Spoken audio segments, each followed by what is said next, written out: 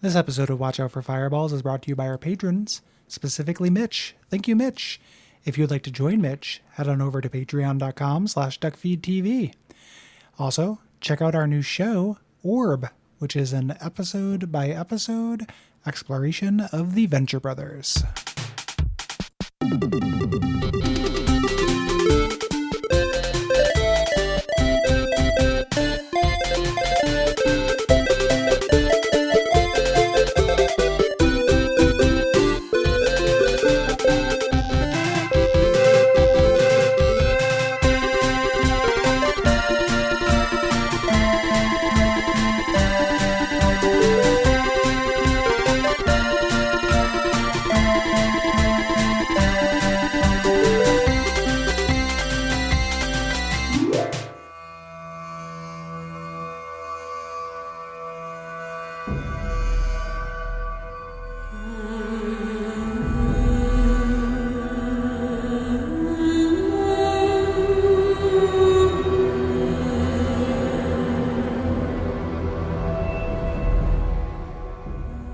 My name is Gary Butterfield. My name is Cole Ross.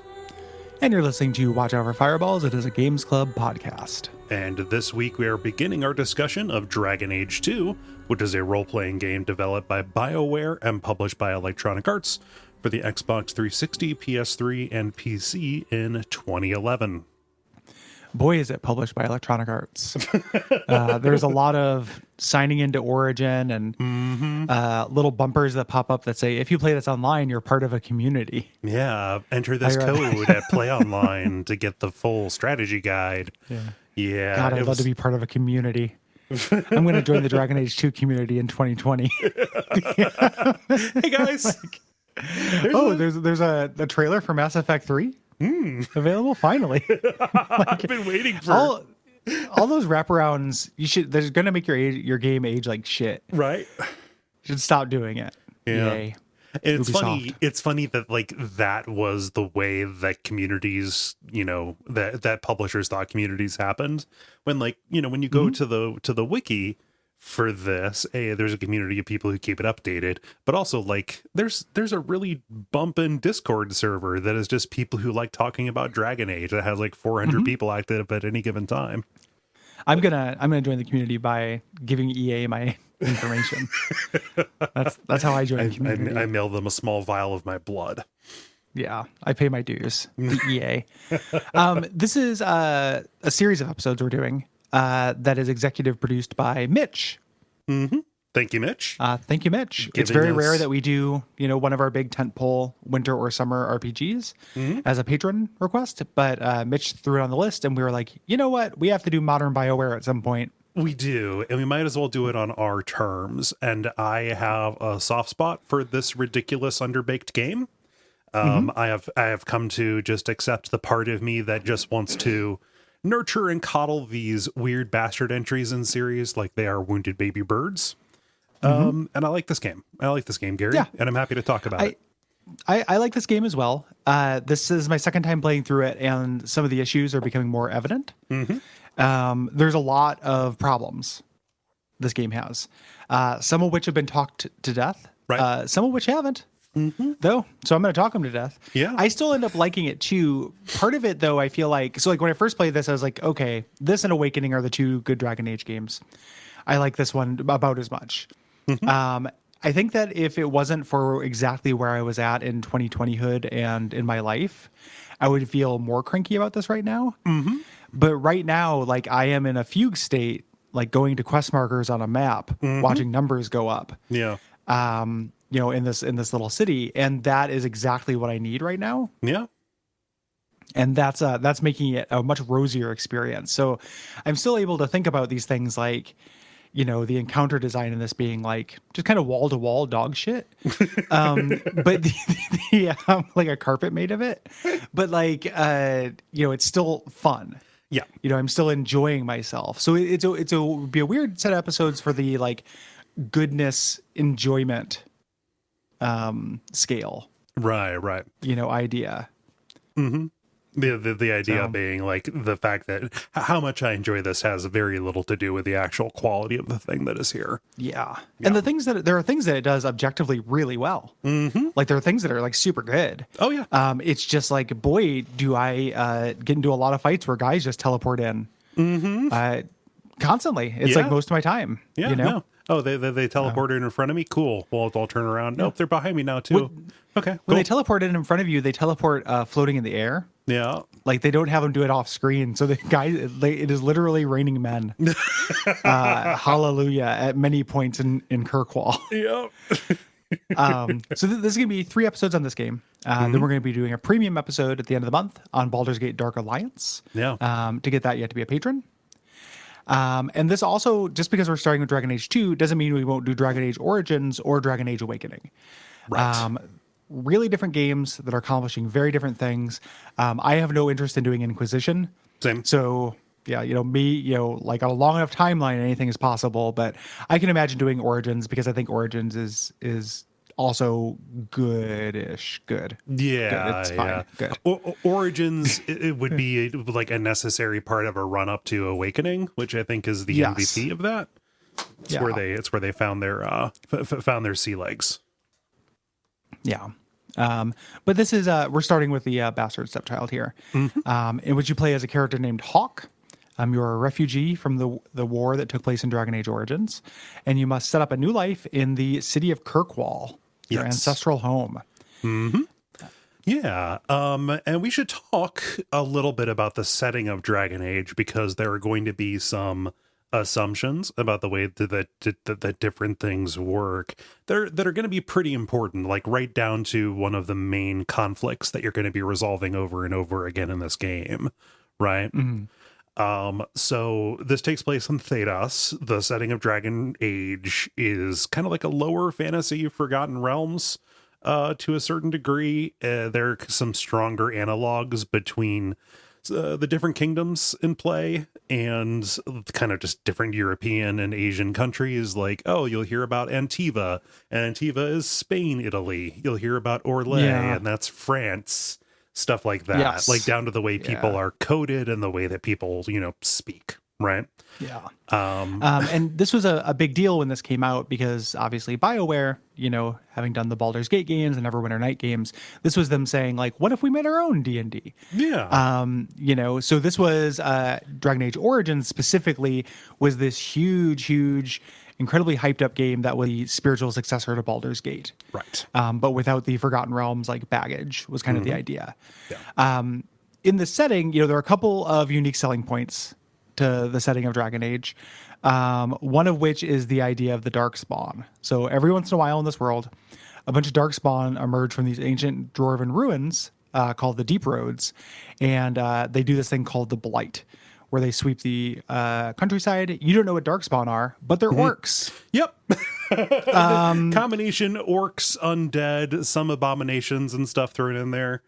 Yeah. Basically orcs. Ogres hang out with them. Like they're just monsters. They're orcs. They're monsters that rise up. They are led by an archdemon who conveniently can turn into a dragon when he wants to. Yes. Yeah. And this just occasionally happens. There is a whole like special forces kind of thing. Like there are special warriors who drink the Darkspawn blood and become immune to kind of the corruption that they have. These are called the Grey Wardens. You play as a Grey Warden in Dragon Age Origins in order to put down the 5th Blight that takes place in the southern kingdom of Ferelden, or southern continent of Ferelden, right? And while you're doing it, you also resolve some long-standing conflicts with the humans, elves, dwarves, mages, and stuff like that. It's a really like wide-ranging adventure across an entire continent that stands in stark contrast to what you do in Dragon Age 2. Yeah. This is a reaction to that. Right. Mages are X-Men in this. They get their magic from this the Fade, this other world, and that leaves them susceptible to demonic possession.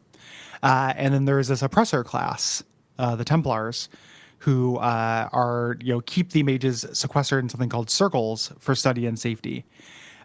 This was a one of the pillars of the plot in the first game, but wasn't quite as surfaced. It is the primary conflict in Dragon Age 2. Right.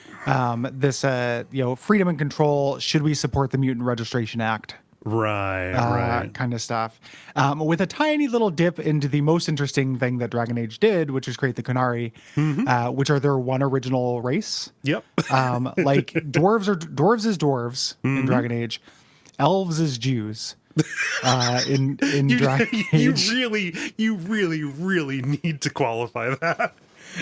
they're coded, Yes. very heavily as such. Yes. Even down to their slang. Like it's not. I'm not making it up. Like it's not. Right. You know, they kind of just take.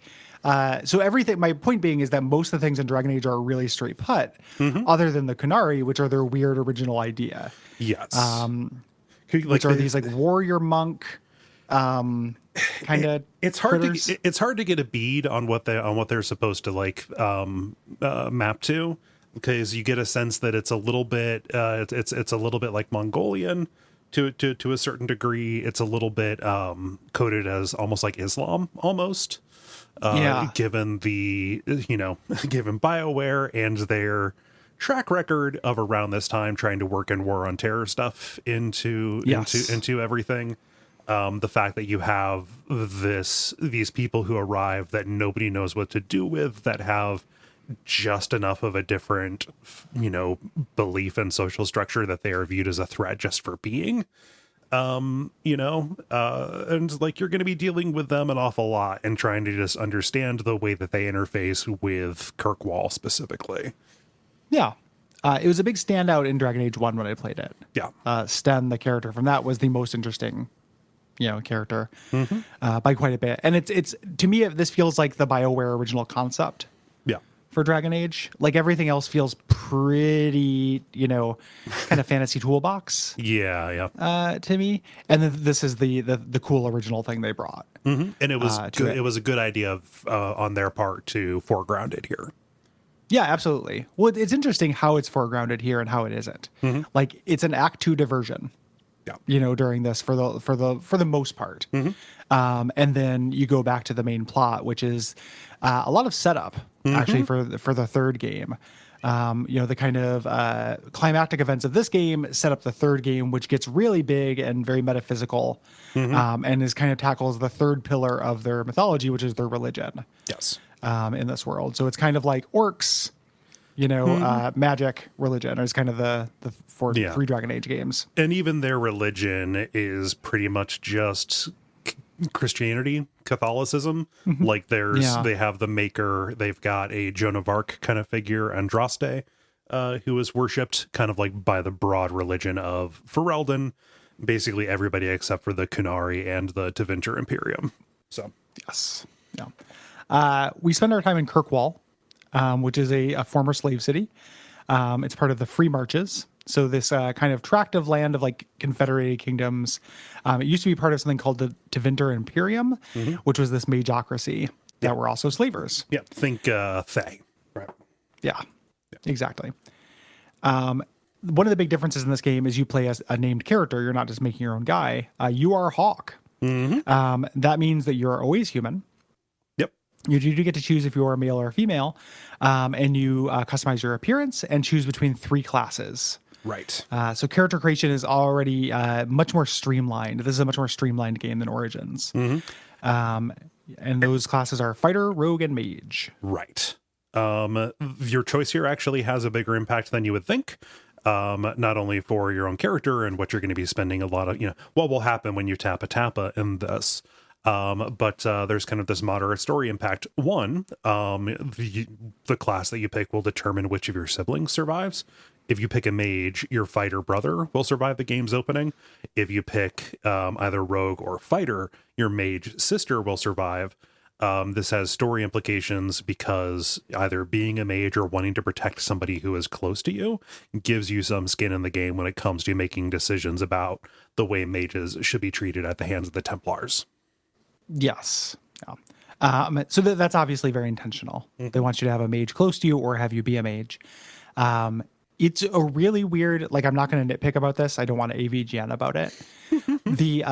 I found myself when playing this wishing that they had gone further with this. it's really weird that people just walk around that and are mages and do magic all the time. Yes. And there are people just selling mage staffs and mage robes in the street.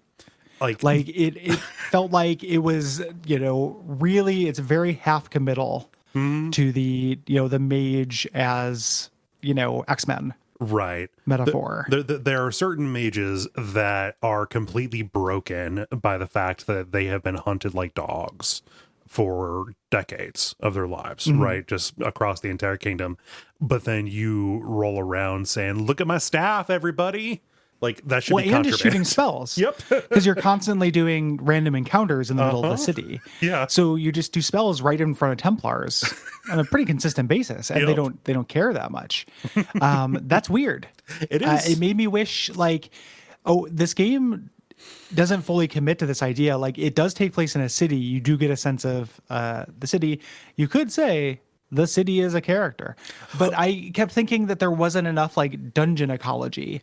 Like, shouldn't there be an underground for this kind of shit? Yeah. Shouldn't people be disguising themselves as other classes?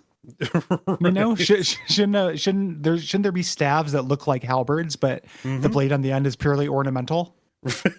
And really it's just a staff. Right. It's just weird to me that people just straight up sell shit, and that those are gameplay concessions. Yeah. And I kind of came away from this feeling like one of the reasons why modern BioWare has not totally connected with me, even though I like this game and I like Origins, is that they feel a little cowardly sometimes. Yeah, there's no way we could have a fantasy game and not have the character play as a mage. Even or not. though, I was talking to Will about it, and he's like, "Yeah, BioWare isn't Troika. Like, they're not going to do the Nosferatu playthrough of Bloodlines." Yeah. And it's like, yeah, that wasn't super fun, to do the stealth character that you have to crawl around in the sewers, but it made sense in the world. And this ends up it being more fun, but you have to hand wave a lot more. Yeah. And it doesn't end up making very much sense. And it's so weird because the story rests entirely on that conflict. Right. Like Acts 1 and 3, it is a constant subplot, and then 3, it comes to a head. It is the point of the story, is that conflict and this question of freedom versus security is the theme. And it just is if I never talked to anybody, I could do magic all day long. It does not matter in a way that clangs. If ever there was a time to throw out the cliche ludonarrative dissonance, it would be here. Actually, yeah. I agree, and that kind of became clear for me this time because this is the first time that I played this as a mage. This is the second time for me playing through this. The first time I did it as a rogue. Playing as a mage, playing as a mage because who would play as a fighter, Gary? Come on. I can't imagine. Playing as a mage is fun. There are cool specialties that I ended up going with, and awesome little synergies and setting up my party for combos and stuff. That's cool. But I agree with you that I was just kind of sitting there in that clang, sitting there having that clang around me this entire time because it would come up in some conversations, it would come up in others. A large amount of the dialogue is people bad mouthing mages and talking about how none of them can be trusted, and there's just an option for you to ineffectually say, not all mages are bad. I, for instance, am one. Yeah. And then nothing really happens. There's very rarely a consequence to that. Right. It's like I should pay a bribe. Yeah, you're supposed to believe that everyone is very bigoted against you, but if you say that, then the person will usually, or in my case for this playthrough, I'll be my sister, is a mage. I played a mage the first time I played through this, and then they'll just kind of sheepishly say, "Okay, well, I'm on to you, Dexter. Don't you be doing no serial killing." Obviously, I didn't mean you when I said that bigoted thing. And that's kind of realized, but kind of not, because it continually happens with people of all levels of power. Yep. It's weird. It feels like they're really married to this metaphor, but also they can't go whole hog into it because they're kind of cowards and they mostly want to make a fun video game that's empowering for the player. Yeah. And that just it kind of bums me out. Yep. how emphasized it is. I'm rolling very specifically. I am rolling with Anders and Fenris. Okay. Because I was like, oh, this will be spicy. Like this dude hates mages. This guy's literally an abomination and is taken over by basically a demon. And I know what happens with him in the game. Right. Like, this will be interesting. And all it means is every once in a while they just do BioWare quips at each other. And then we'll go to a cutscene and Fenris will be like, if I have to, drag the heart out of every abomination in this land, I will. We cannot be. Yeah, and it's like, whoa, okay, I guess that just happens. Yeah, that just I guess that was the tweet. Yeah, that's the T. It's just really weird. There's a dissonance. There's a constant dissonance in this stuff that makes me feel like this is not as deep or as clever as you think it is, BioWare. Like you are not doing the good work of making big thematic freedom versus security arguments that you think you are. Yeah, integrate in this. Integrate the story with the play. Just do it. Plug them up. And they can connect. Yeah, and then again they can't because it's your protagonist is voice acted and like there's a billion lines and etc. The way that this works mechanically, each of these classes have a number of skill trees, very small skill trees, like 6 little bits with where you use talent points that you earn at level ups. Yes. You also get stat points that you can then level up, and they have your regular statistics and your derived statistics. And these are all pretty standard, magic, willpower, strength, vitality. Yeah, just serial numbers filed off on the regular D&D stuff. At any time, your party can consist of 4 people, including Hawk. So you can roll around like you're going to be doubling up on one of the classes as you go. So the subspecialties do end up mattering. The available pool of companions is pretty balanced, and even when you are in the middle of a fight, you can switch between them at will. And kind of guide them as you go. You have a good amount of control over the way that they grow and use their abilities in combat. Yeah, it's very balanced, other than the fact that if you're playing as a rogue, there are 2 rogues in the main game, and then both DLC companions are rogues. So it's just there are a lot of rogues in this game, and like not as many warriors as I wanted. There's 2. Yeah, so I have them both because I wanted 2. Oh yeah, I suppose I was about to say, there are 3. Only if you play a mage do you have Carver for 1 chapter. Yeah, and also he's kind of a dink. Yeah, Carver seems like an asshole. I'm glad he died. If you play as a rogue, you get tons of rogues and then just 2 fighters. It's weird. Yeah. There are consumables. These are crafted. You have to find these nodes, these kind of supply points, and then find recipes, and then also buy them. Yeah. For these consumables, but that's just kind of the limiting factor. So you're not crafting high-end potions in the beginning of the game. Yes. And then a Dragon Age staple, your inventory is limited. Yeah. You find junk items that are just things that you're going to sell. You buy backpacks like Dragon Age 1. It is a little less important in this game than it was in Dragon Age 1, where I remember like space being a huge premium. Yeah. But it is still pretty important. Yeah. You can usually carry all the loot out of a dungeon or 2, no problem. Yeah. But you will be doing shuttle runs back to town. Yep. All of that is in addition to the regular kind of gear you can get. Like you can't customize your companion's armor. You can only do full customization on Hawk. But everything is well labeled. Like different gear has different star ratings to help you just kind of like know at a glance what class it's going to be in. Like the inventory management in this is actually better than I remember it being.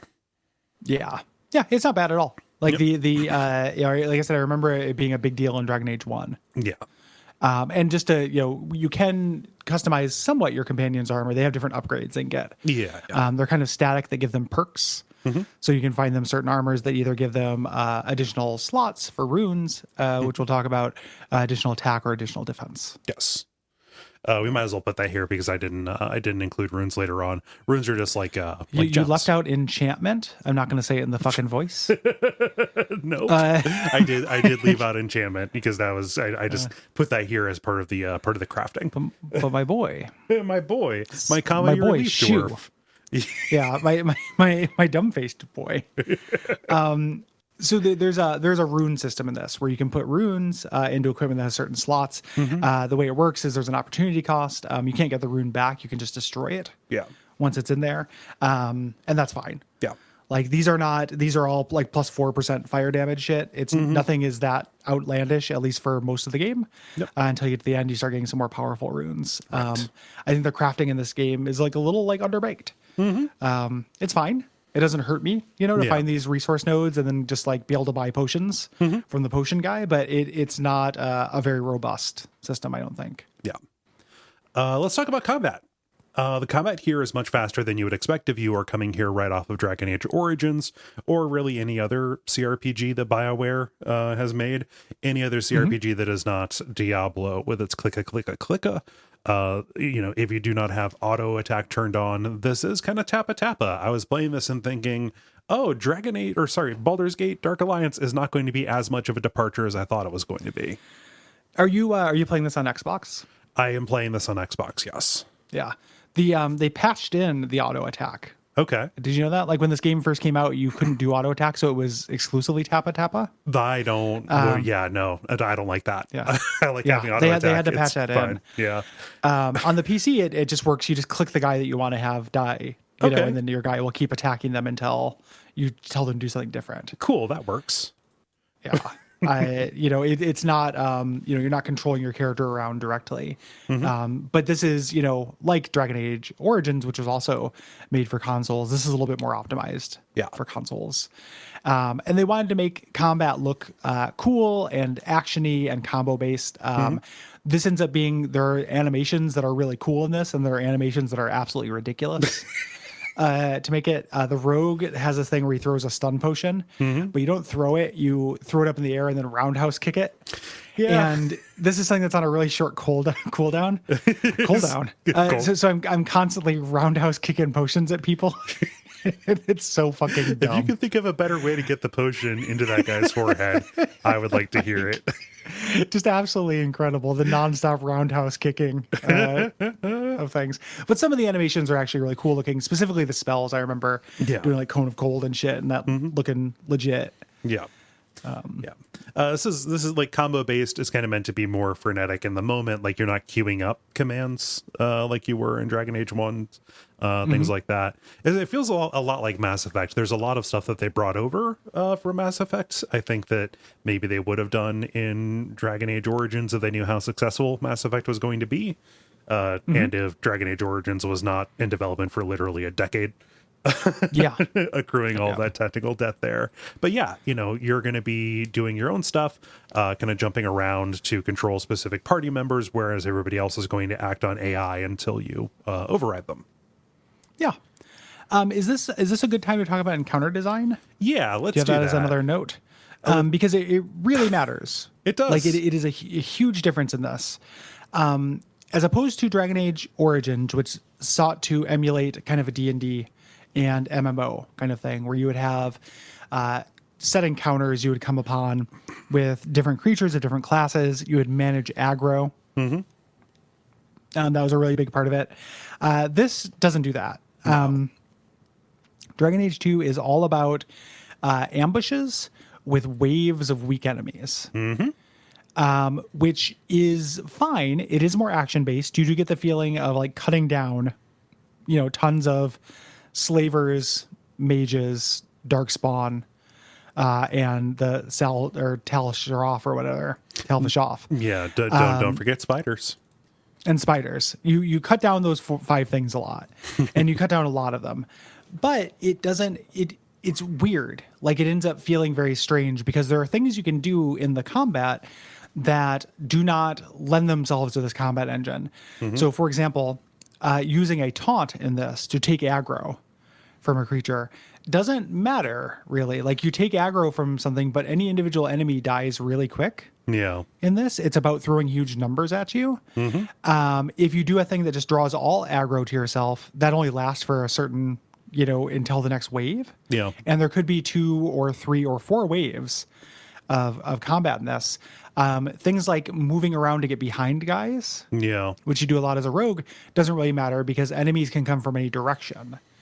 It is really, all of the tactics in this come from synergies and build, which is interesting. None of the, almost none of the tactics comes from positioning or managing aggro. because the encounter design is just wave after wave of weak enemies, almost exclusively. Like I have, in this episode, we're going to cover one boss fight that has kind of a gimmick. But even like the fights with dragons, which were a huge highlight of Dragon Age Origin, are still one big meaty guy with waves of little guys. Yeah.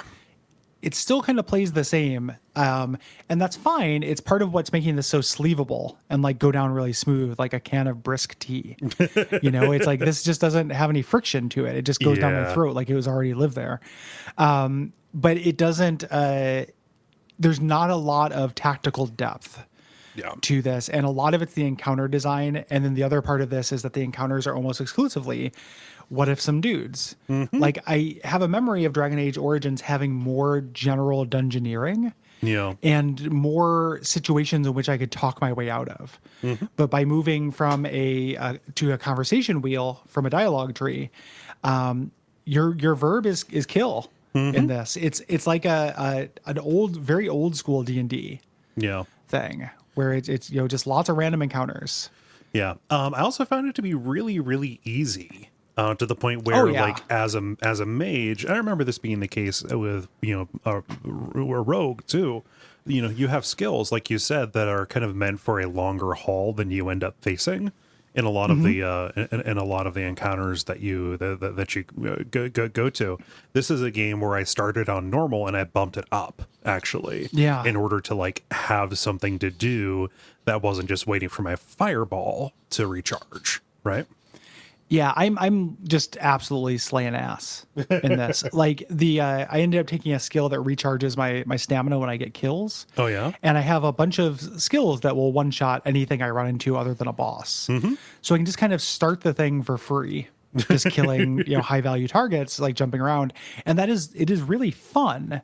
It's not very tactical though. Like I'm not thinking very much in this game. And that's, a major kind of part of the trajectory of this away from Dragon Age Origins, which was kind of billing itself as like a tactical, kind of experience. This is really not. And part of it is just those skills, but part of it is the way the length of the encounters do not support the skills. Right. There are huge swaths of skill trees that are just absolute wastes that are about managing aggro and drawing taunts and drawing aggression. And on the wiki, they talk about testing this stuff. And it doesn't even really work. Like, not only is it kind of pointless with the way the encounters work in this, but it's legitimately just kind of broken. Yeah. So I thought it would be interesting to play as a debuff mage to go into the branch, to level up like the horror and sleep and every attack on this enemy will be a critical for the next so and so amount of time. That ends up not being as useful as I would like it to. Even at the they just don't stick around. Difficulty. Yeah. Why debuff them when you could just like literally just kill them? Yeah. Other than bosses, and some bosses are immune to some debuffs, of course. Right. Yes. Yeah. So I'm going to be in the coming chapters, I think, going away from that tree more to go more towards some direct damage stuff. Maybe I'll specialize as a force mage. Yeah. Yep. When I did this, I did Ice Mage. Yeah, the first time I played this, and that worked pretty well because my fighters had a bunch of things where if an enemy was brittle, they could one-shot them. Yeah. So I did kind of like, freeze and smash was my combo. And it was fun coming upon that. That's where the strategy is. Yeah. But it's almost never in the actual fights. They try to kind of make up for this by having a party AI system where you have tactic slots. From Origins, these are if-then statements, kind of like Final Fantasy XII's gambits. And again, these are something that like works, but the encounters very rarely last long enough to make them useful. Right. Like how many contingencies do I need for this very fast combat? That is made up in bulk. Like I really wish that there were fewer fights that were tougher and required more thought. Same. Yeah, give me something, not all the way toward the Divinity Original Sin kind of a mixture on that, but something a little bit more substantial than this.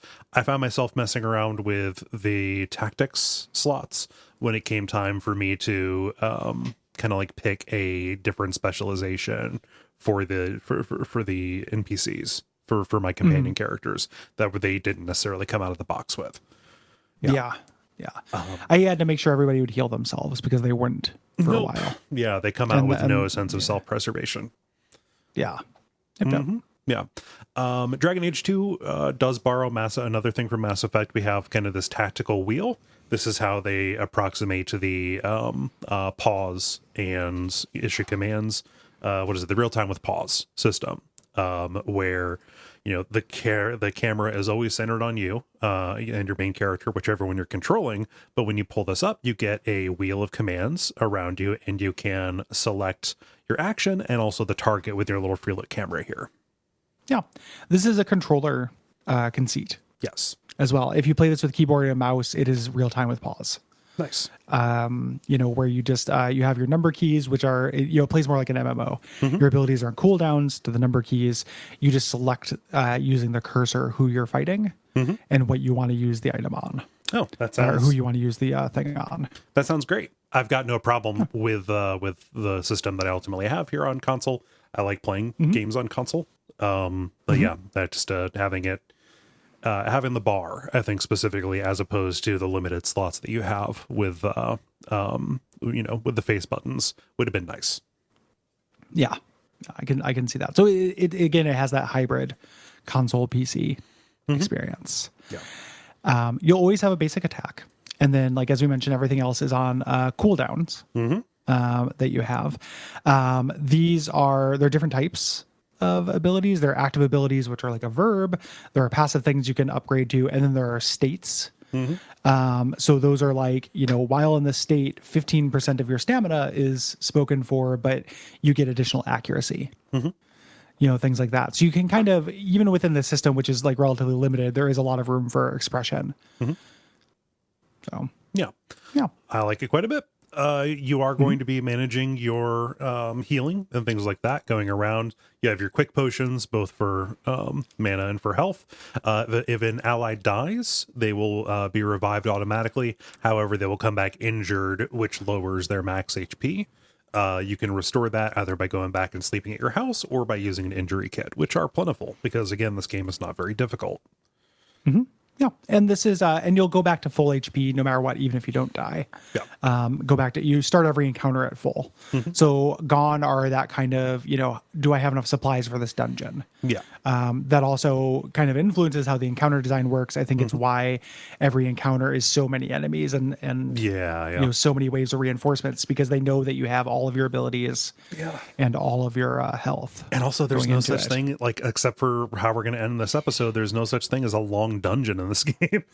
Yeah. They're all incredibly short. Yeah. But they're modular, like they're like IKEA dungeons. Yeah.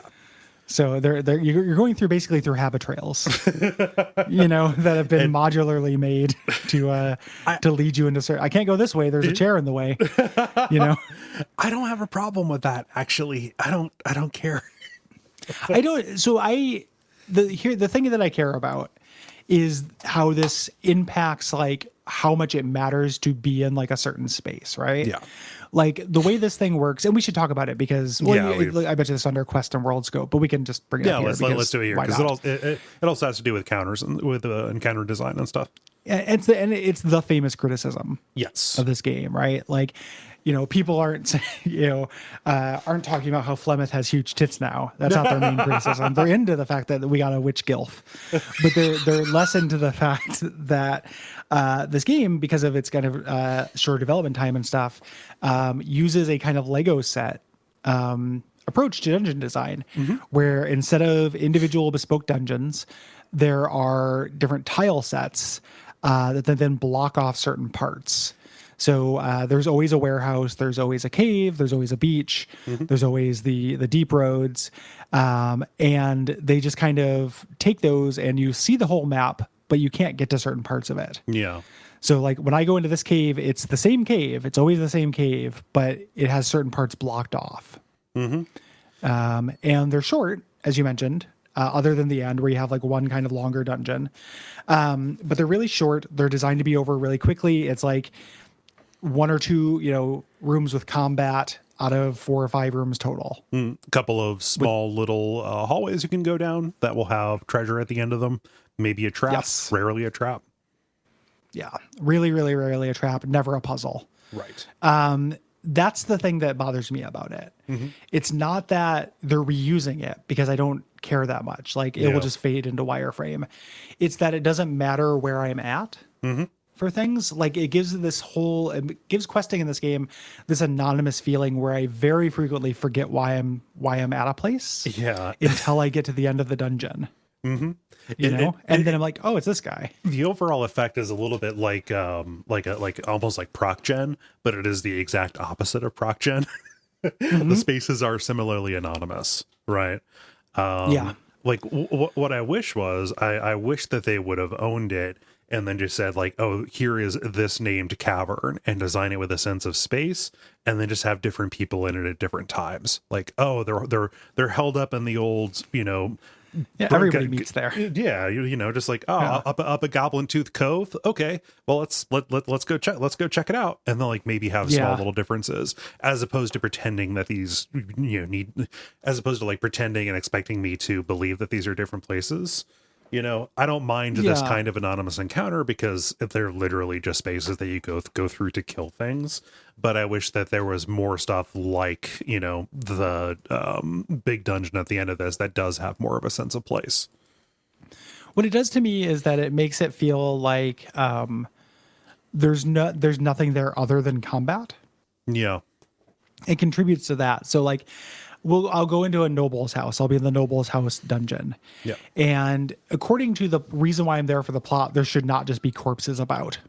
But I can go into a side room and there's just a dead body on the floor. Nobody comments on it. Yeah. Because it doesn't matter. I may as well just be on a VR mission. Well, yeah, it's like aggressively non-simulated. Yes. And that's a real bummer. Like, these spaces make no sense. There are no bathrooms. There's no sense of space for these things. There's like a visual mood. You look at the cave, and the cave can look quite pretty, and like pretty cool looking. And there are all these little details and stuff you can see on the side, but they don't matter. Right. They're just part of the wall, and it's all just the shape of the funnel that is sending you down a combat sleeve. Yeah. And that's what bums me out about it. Like, I wanted like puzzles. I want this noble's house to have secret doors behind bookcases. I want to run into the butler, of this thing. I want to use a dumbwaiter to get to a different floor. Like, I want all of these like incident that is dungeoneering, that is not simply waves of necromancers. Yeah. Like, here's a bunch of slavers, and this time there's a slaver maid, so I have to prioritize that one. Yeah. I found myself, wanting the level of, simulation and interactivity and variety that one would find in an Oblivion or Skyrim dungeon. Yes. Yeah. Which are not, really, really intensely simulationist kind of video games, but they do have that sense of them. Like, there are people sitting around a fire eating roasted rats, and you can interrupt them. Like, you can ambush them. Yeah. Not so in this game. Nope. The other thing it does, and this is a Gary Butterfield like pet peeve from the old school, but it's worth noting, is that this game has this thing that I can't think of another word for it other than cowardice, but like where they need to have, and it's cowardly on behalf of the developers. Go for it. They are cowards, that encounters have to happen on their terms. So it does not, if I know I'm going into a house to kill some slavers, I see the slavers before they see me. I can't attack them.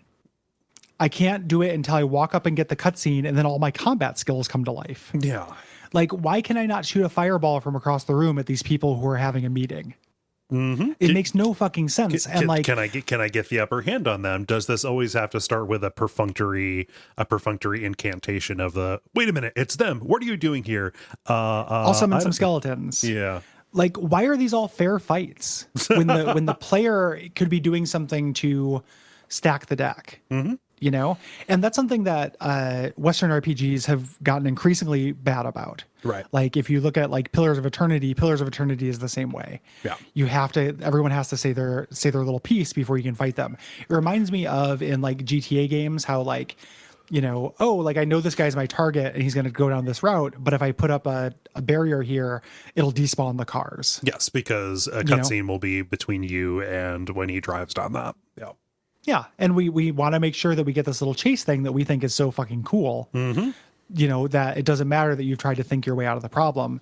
Here, it's not even for cinematics, really. Like, a lot of times it is just like, they're here, stop them. They're in league with the Templars.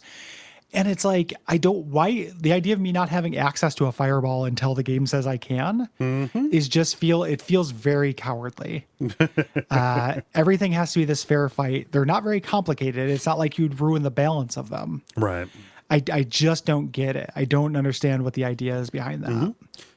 And make that part of make it part of the calculation. Okay, am I going to miss content? Are these people who would have helped me if I didn't start with a fireball at this? Yeah. There are trade-offs to this that could be brought in for interesting play, but you destroy some treasure that's around the corner. Yeah, like they have a treasure chest that's like behind them that you can't quite see. If you throw a fireball in there, it blows that up, and then like you get worse loot. Yeah. Oh shit, they had a hostage that I didn't see. Well, that was terrible. Totally. Or they were going to defect.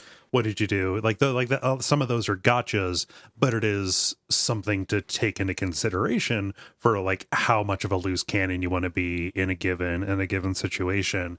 If they were not strictly enforcing the rhythm, which is omnipresent in these, which is walk into new space, approach, perfunctory conversation, attack, and then loot. Yeah. It's really annoying to me. It's something that like eventually we will do a Divinity Original Sin game, and it's the exact opposite of that. And like once that's like, it requires a little bit more buy-in, but once you can kind of get into that, it's really freeing. Yeah. Because you start looking at the world like you're solving a problem rather than pressing W on the keyboard until more fight happens.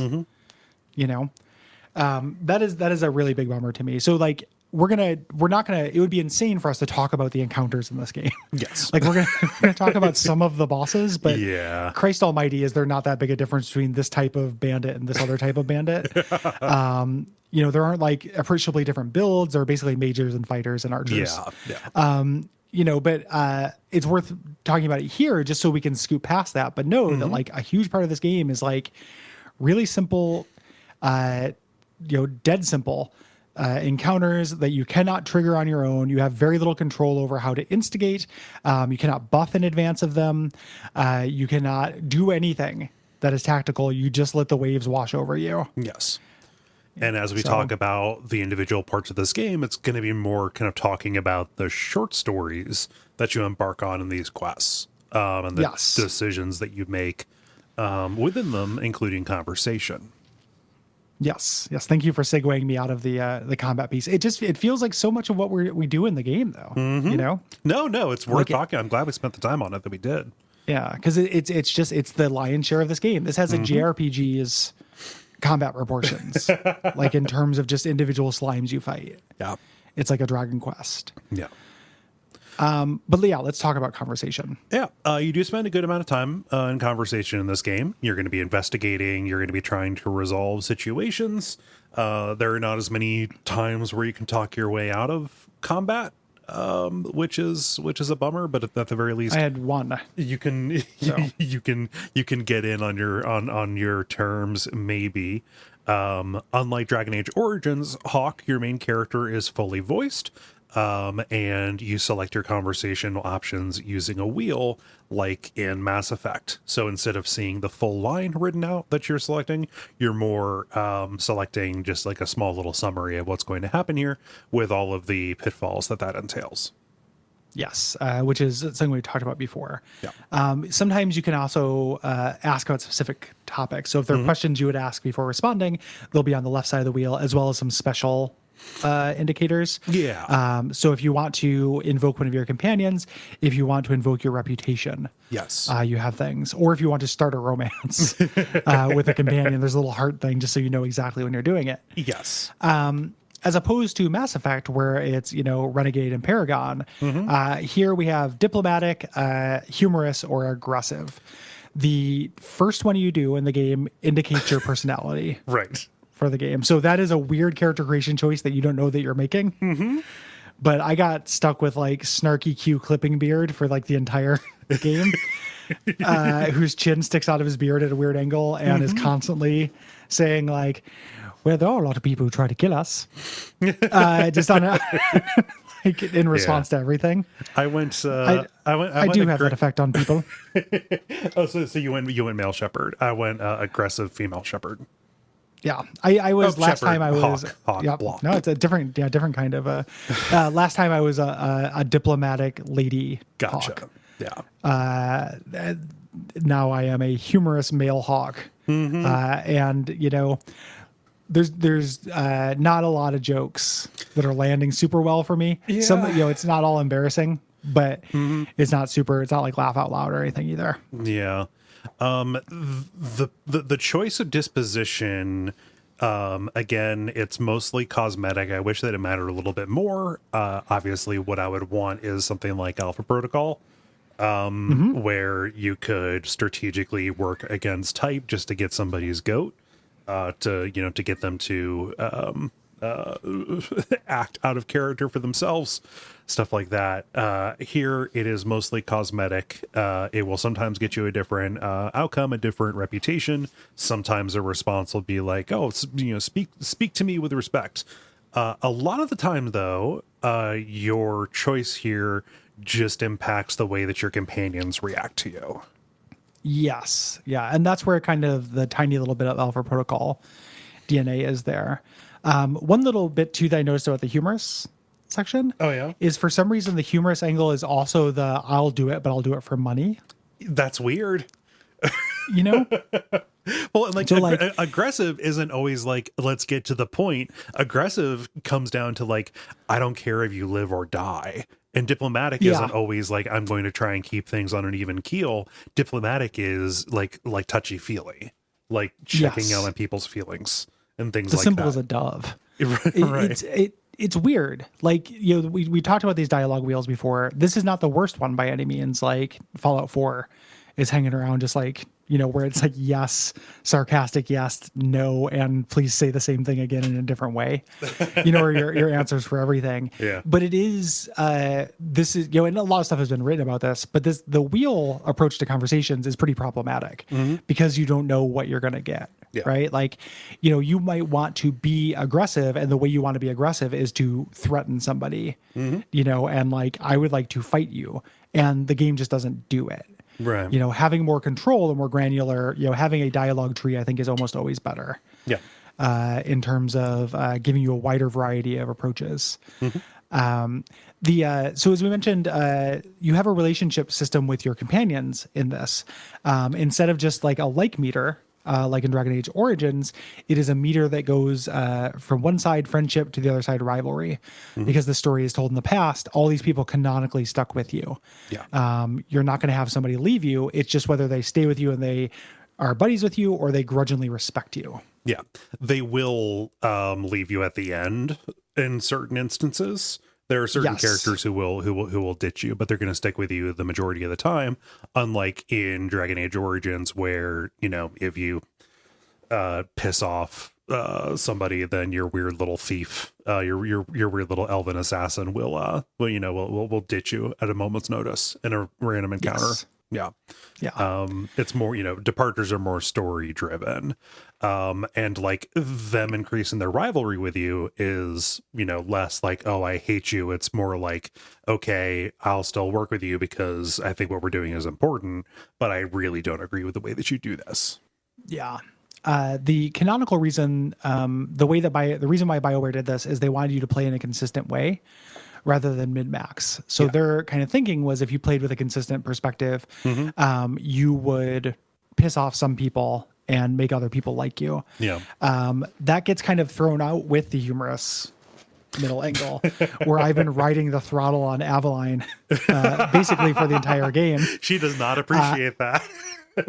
She appreciates parts of it. Yeah. She appreciates and unappreciates in equal measures. Like I was trying to get her up to rivalry because I was like, I'm going to be a ne'er-do-well, but I also don't want to be a monster, and she just likes that too much. And then every once in a while, I'll go to her office and ask how she's doing, and afterwards, I'll be like, Aveline, friendship +10. Fuck, man. God damn it. Like I was talking to Fenris, and I'm like, yeah, we can go hunt down the slavers. that killed you. And it's like, friendship plus 10. I'm like, you're supposed to fucking hate me because I'm a mage liberationist. How come I can't max out any of these meters? Like, Yeah. I am being, the humorous section of this is a filthy centrist section of this. Like, you're basically the Daily Show with Jon Stewart if you want to play in the middle. You're of kind of a people pleaser. Like, if oftentimes if you choose the humorous one, you're not getting big swings. Left or right, and it's not just the disposition that affects what you do, like just the swings that you get here. Also, the what you agree to. There are certain characters who just really don't like if you waste time like catering to everybody who asks you for help, right? Yeah. There are people who like. There's a character here who really, really likes dangerous magic.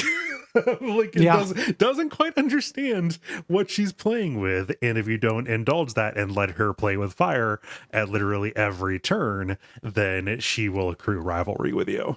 Stuff like that. So rivalry, it is multidimensional in a pretty satisfying way that matches these characters, so I really enjoy.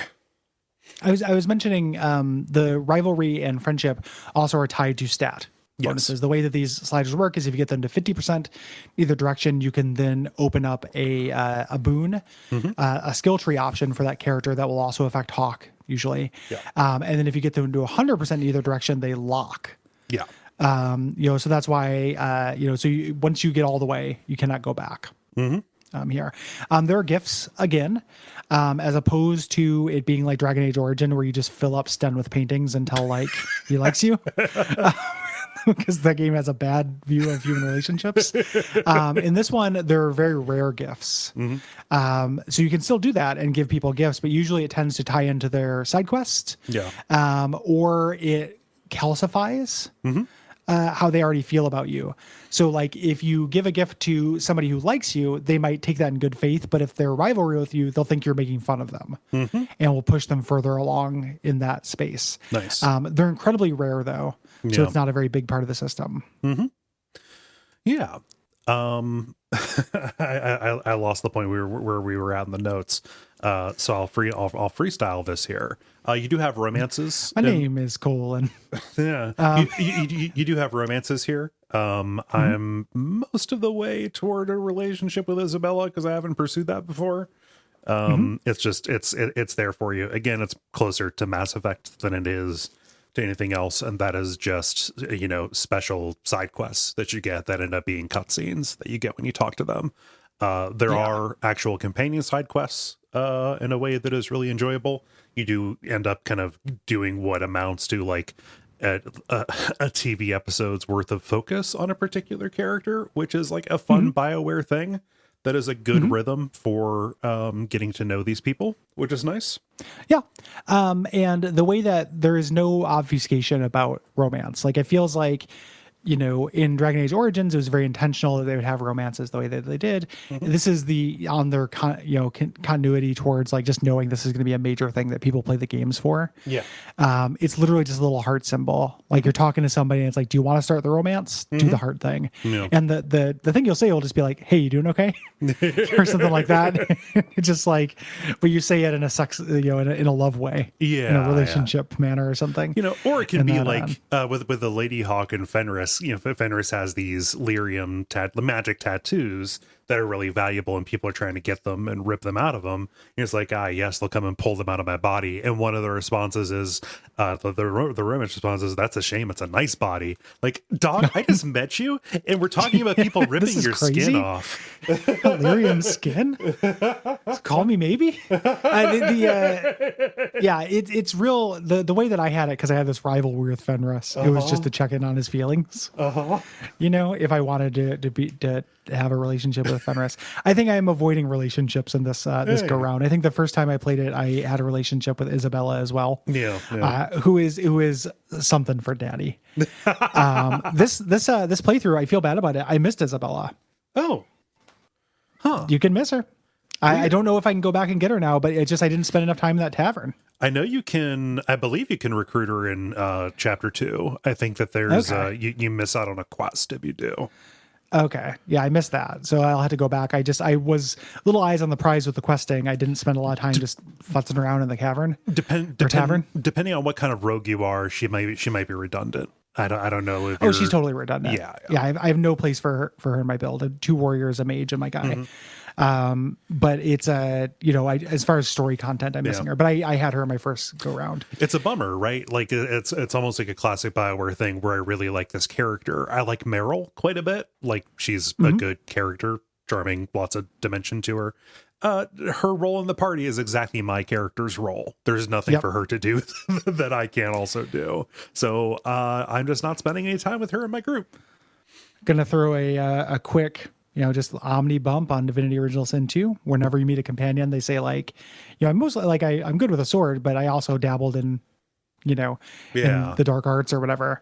And you just respec them into whatever class you need for the party, so you can have their personality. That's good. Yeah, it's a really good way of doing it. So let's talk about the kind of world scope of this and how quests work in this. Yes.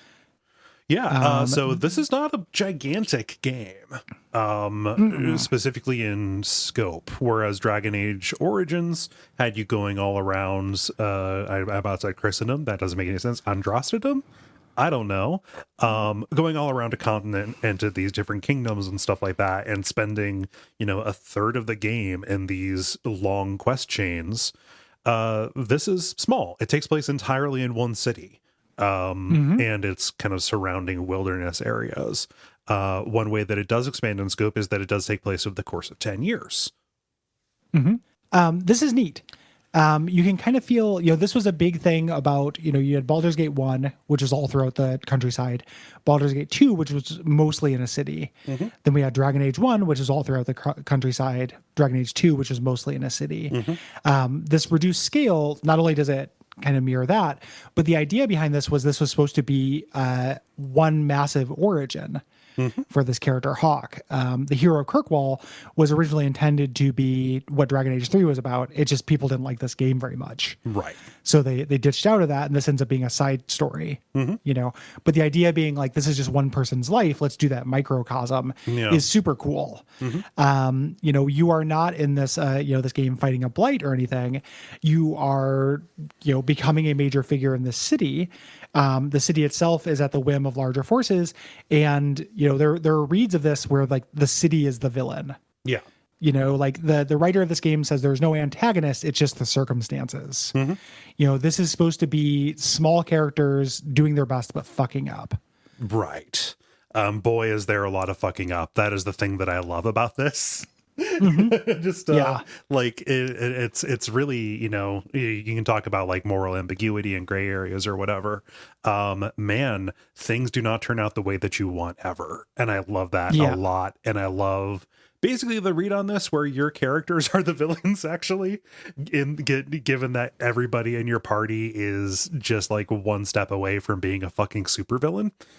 Yeah, you have a lot of proto supervillains on your team. It's really good, and supervillain sidekicks. Well, yes, that part is great. There's a little bit of to make everything be a screw up.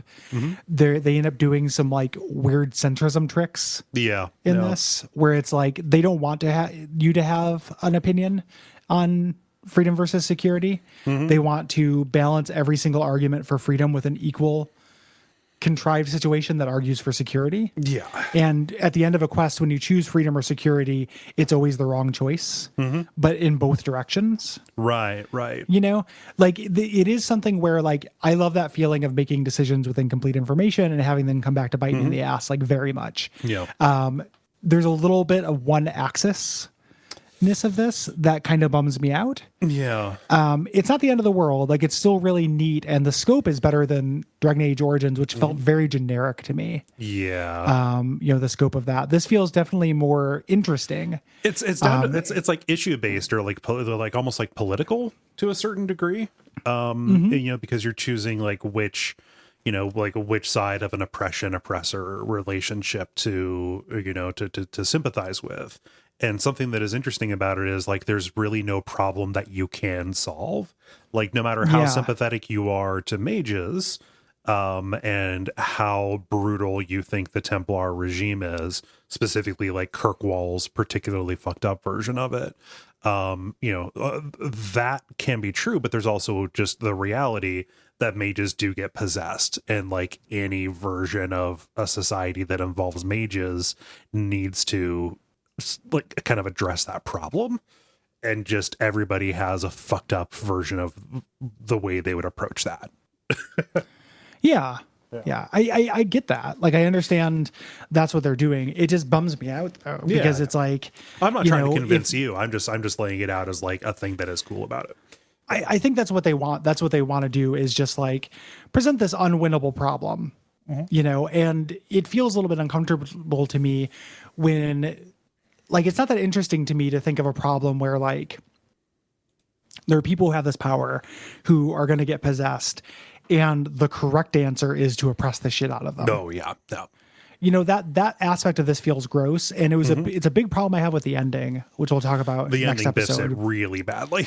it's centrist trash. Like it's both sides, perhaps both sides are wrong garbage. Literally both sides turn into monsters. Into literal monsters. No matter what you do and no matter what you say, they have to get the plot across. Yeah. And like, that's fine. You want to tell a story that happens after this like cataclysm or whatever, this huge event. But just the idea that like, no, yeah, like the oppressors have a point. It bums me out. Yep. I'm not saying I need this to be like super progressive in its politics, but it ends up not having a stance by just playing both sides of it the entire game. Yeah. And in a way that feels very conspicuous to me, like, these Templars are assholes. And then the very next mission is like, yeah, but these mages are blood mages and they don't give a shit. And then these Templars are assholes and these mages are blood mages. And we just keep going back and forth between the two. It's really keeping it balanced in a way that feels like, yes, that can be the story you're trying to tell. Like, there are no right answers, but it feels queasy to me that the right answer is literally lock these people up and make them tranquil. Like, make them slaves. Like, these people should not be free. Yeah. Not because of anything they choose to do, just because of something who they are. It feels like a bad X-Men story. Yeah. There's a reason why the mutant registration people are always wrong, and I wish that had been the tact this took. Make this a cool freedom fighting story. Like, that kind of shit feels great. Yeah. Look for another way. Like, the idea that it is a failure of imagination that like demons are just inevitable here. Nobody seems to like question it or really like look for another option. It's always there in the margins. It's always there as like the possibility, and you are arguing against the really hard-headed version of like, okay, this is always going to happen. Like, one of the more satisfying ways that this can work out is, there's a mage who's being hunted, but they're half elvish, and you can send them out to the Dalish, who have like solved this problem by having a society that is oriented differently. Yeah. So like there are ways around it. I think that like a lot of the goodwill that this gets, for me and probably broadly, is the fact that you are not trying to save the world in this. And for a game as big as this, and for as broad as sometimes its appeal can be, especially with that, centrism, everybody has a point kind of thing. The fact that ultimately at the end of this, you're deciding on the fates of relatively small amounts of people, and not like the literal, ground beneath our feet still existing. Yeah. Whether there'll be dragons ravaging this countryside. Like, the scale is something I can get down with. Yeah. I think it's a little too balanced. Yeah. Which for some people is going to be a plus, right? Like, I'd feel uncomfortable with this if this like said that mages didn't deserve to be slaves, because some people need to be locked up because they're weapons of mass destruction. Like, there are people who are going to play this who are going to be different from me in terms of that thinking, who are probably very happy that it presents them both. Yeah. To me, it felt like a big cop out, especially at the end. Yeah. So. Yeah.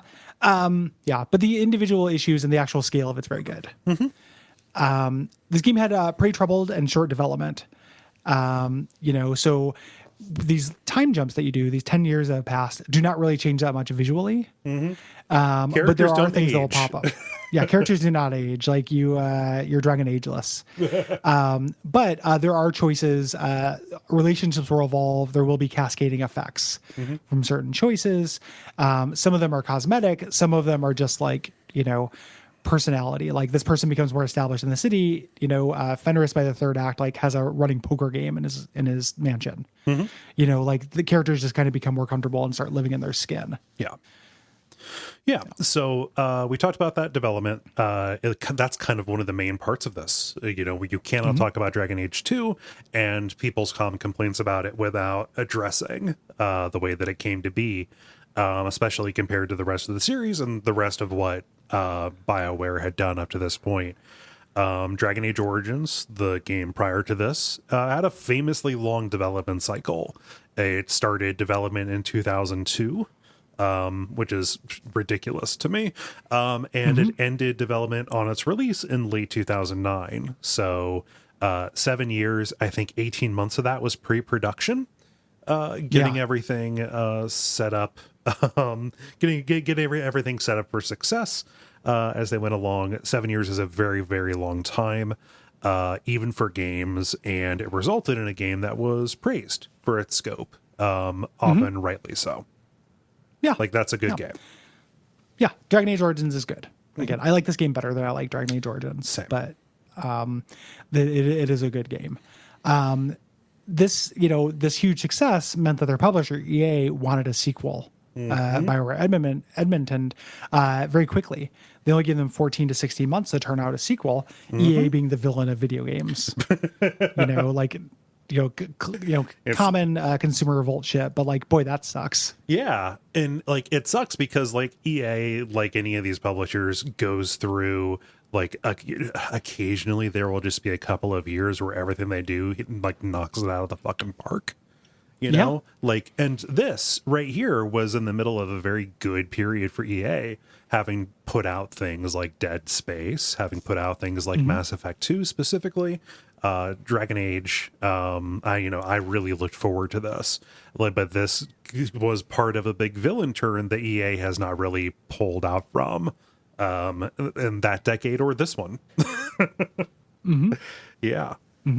So there were a couple of ways that they sped things up. One of the primary ones being taking an existing project, Dragon Age Exodus, which was intended to be a spin-off game, telling the story of these refugees, these people who left Ferelden for less green, less blighted climes. And they took that project, they turned it into this full-blown sequel, delaying plans for what would eventually become Dragon Age Inquisition, which was kind of the next step that they had in mind.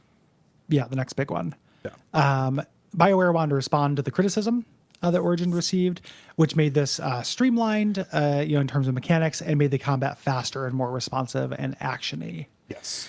And the way they did this, they looked to their experience with Mass Effect, specifically that tactical ring when you're playing on controllers that freezes time.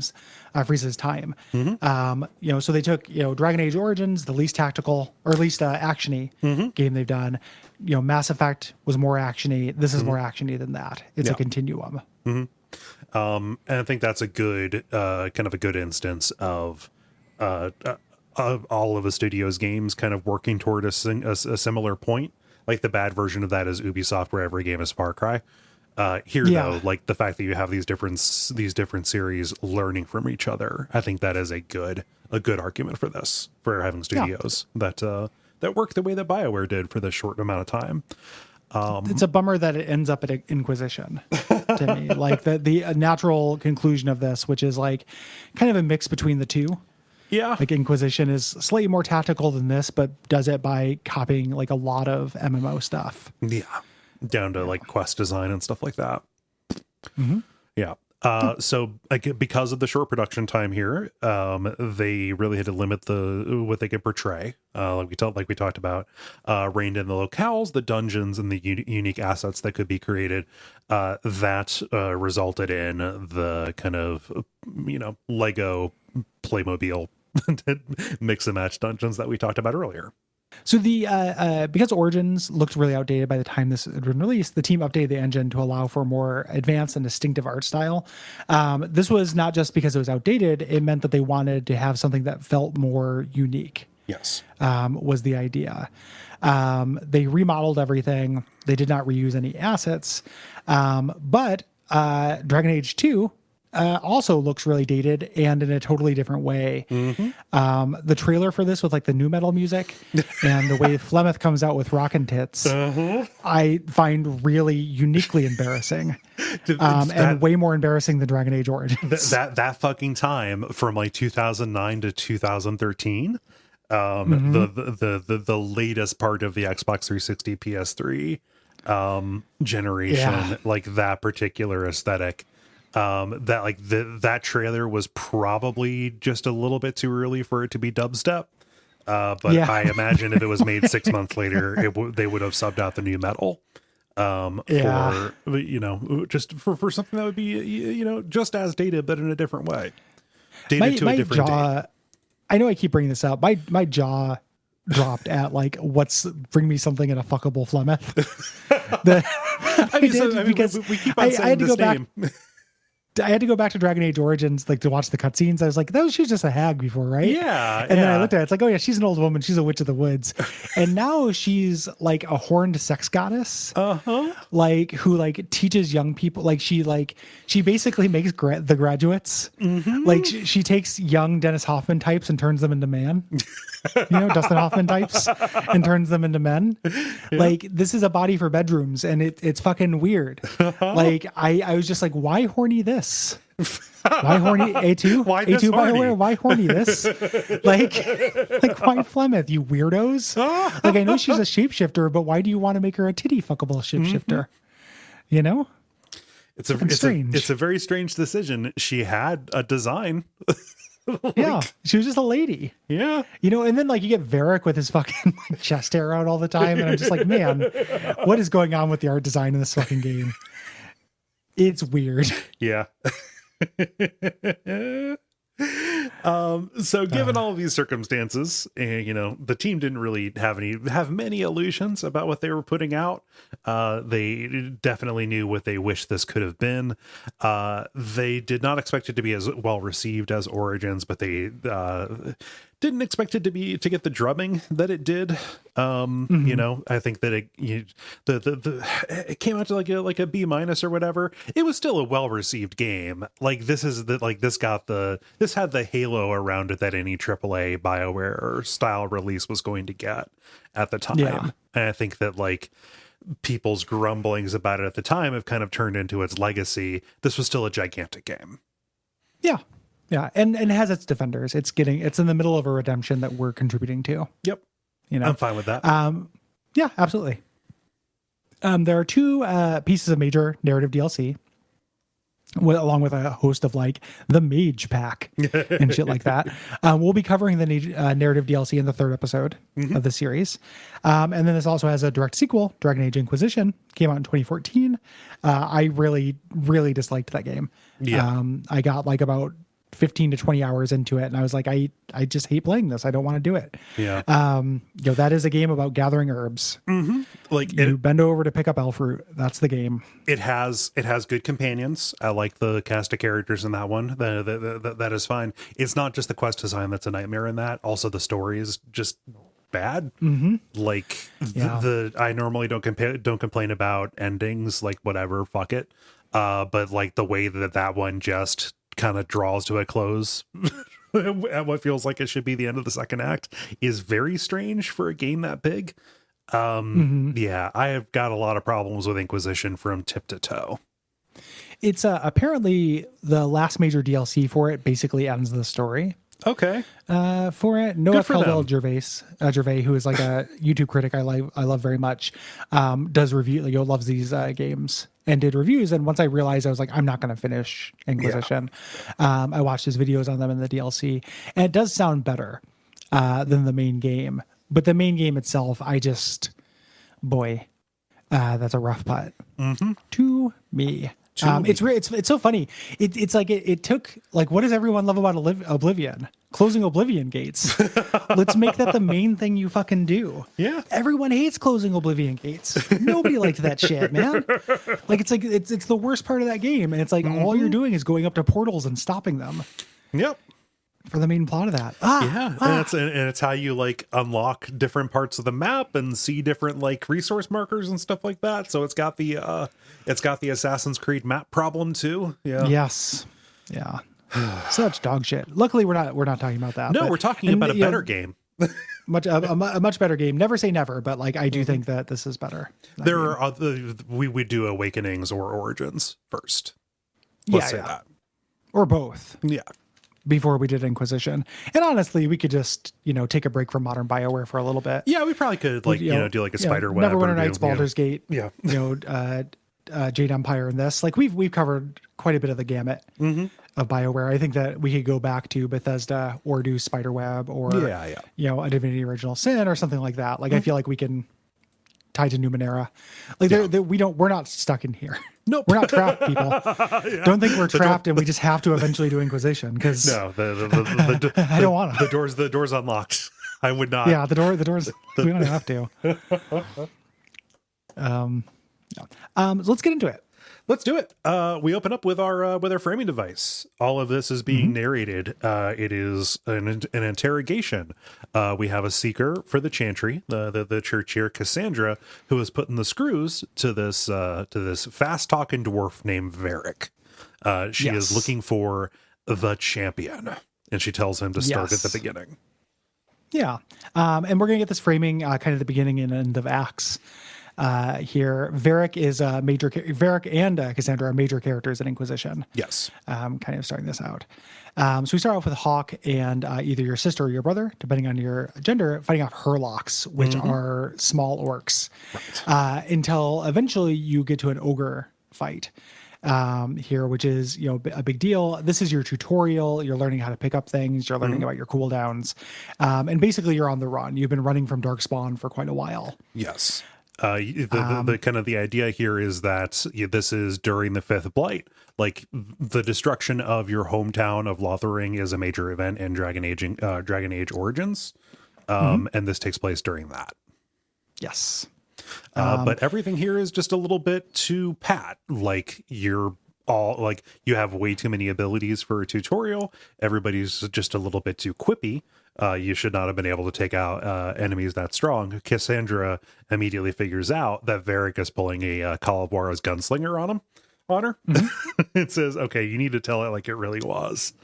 And Varric says like, all right, I'll do this, but only because I know that Hawk is the only person who can help us avert a war. Cassandra and Varric both know that Hawk is, pretty important to keeping shit together. Character. Yes. Yeah. So get our character creation and customization. As I mentioned, I made a guy with a beard, and it in cutscenes clips through his face. Fun. It's very disappointing.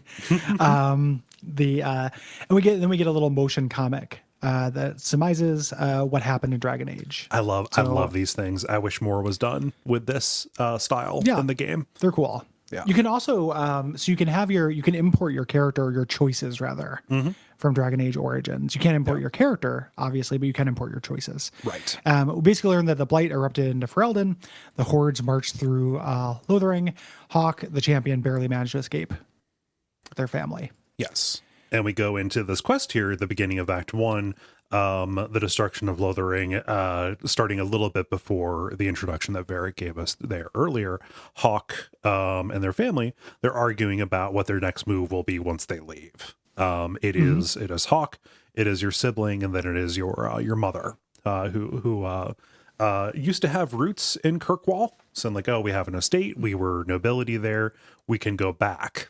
This is a problem because Kirkwall has a strong Templar presence, and either your character or Bethany are a mage, and you would be basically throwing them to the wolves by going to Kirkwall. Yeah, it's why you left Kirkwall initially. Your father was an apostate. Yeah, which is one of the apostate being a mage that's not controlled. That's one of the DLCs deals with that. Yep. So we're now actually our level 1 characters, not the ones that Varric was spicing us up. And as we're walking, we come across Aveline, who is a guard who is fighting to save her husband, who is a Templar named Sir Wesley, who is a huge beta. And he made the real beta move of getting infected and dying. Yeah, I think that getting infected by the Blight is not very alpha to me. No. just if I, being honest. I would have chosen not to do that. Yeah. As the If it were me, I would example. simply not get the blight. Yeah. So after you save them, you have this kind of tension, because he's a Templar. You have a mage with you, but she says, we can put this aside. Yes. For now, you don't have to be a Templar all the time. Jesus Christ, Wesley. And you proceed together. They join your party. Yes. Evelyn is a fighter. She kind of comes out of the box as a specialist in sword and shield, kind of a more defensive fighter than some of the other characters you're going to get. We should talk about the characters when they get introduced. Like she's a capital N NPC here. Evelyn's great. Yeah, love her. I think Evelyn is, she's really good. Like she's very simple. She's just, straight shooter. Yeah. Like just very, good but lawful. But I like the voice acting, and I like, the idea of this widow who is like trying to keep it together through purpose. And then her companion quest where you have to teach her how to date. Yeah. Again, is very sweet. Yeah. I like Evelyn a lot. She reminds me, I know you have not played a lot of Mass Effect. She reminds me a little bit of Garrus, insofar as her role in the story, not her role in the story, but like her role in Kirkwall, as like the leader of the guard, puts her in situations where she has to kind of like choose between her reasonable side and like being enough of a loose cannon to get results, Yeah. I'm a garnacle. I'm trying to eat lunch here. Evelyn's great. She ends up being I'm currently rolling with her as I go into chapter 2. Yeah. Same. Yeah. And but not a whole lot of complication. Like we didn't really talk about it in generalities because we're going to talk about them in specifics. I think that I'm with you. Like I am generally warm on this cast. Like I like this cast. They're a little less like unique selling point than the game before this or after this, I think. How so? Because we have like, there are more straight putts in it. I feel like Evelyn is a really straight putt. I feel like Isabella is a really straight putt. Anders and Meryl are complicated. Yeah. Fenris feels like a D&D character I would have created when I was 13. I'm glad you said it and not me. Yeah, Fenris is real Marty Stew kind of material. We'll talk about it when we get there. I'm having a hard time with them, but I'm just choosing because I didn't choose them before. Right. But I think it's just kind of it doesn't have this like legendary kind of feeling to them. Like if I think about the cast of the first one, like Sten, the Golem, Morgan,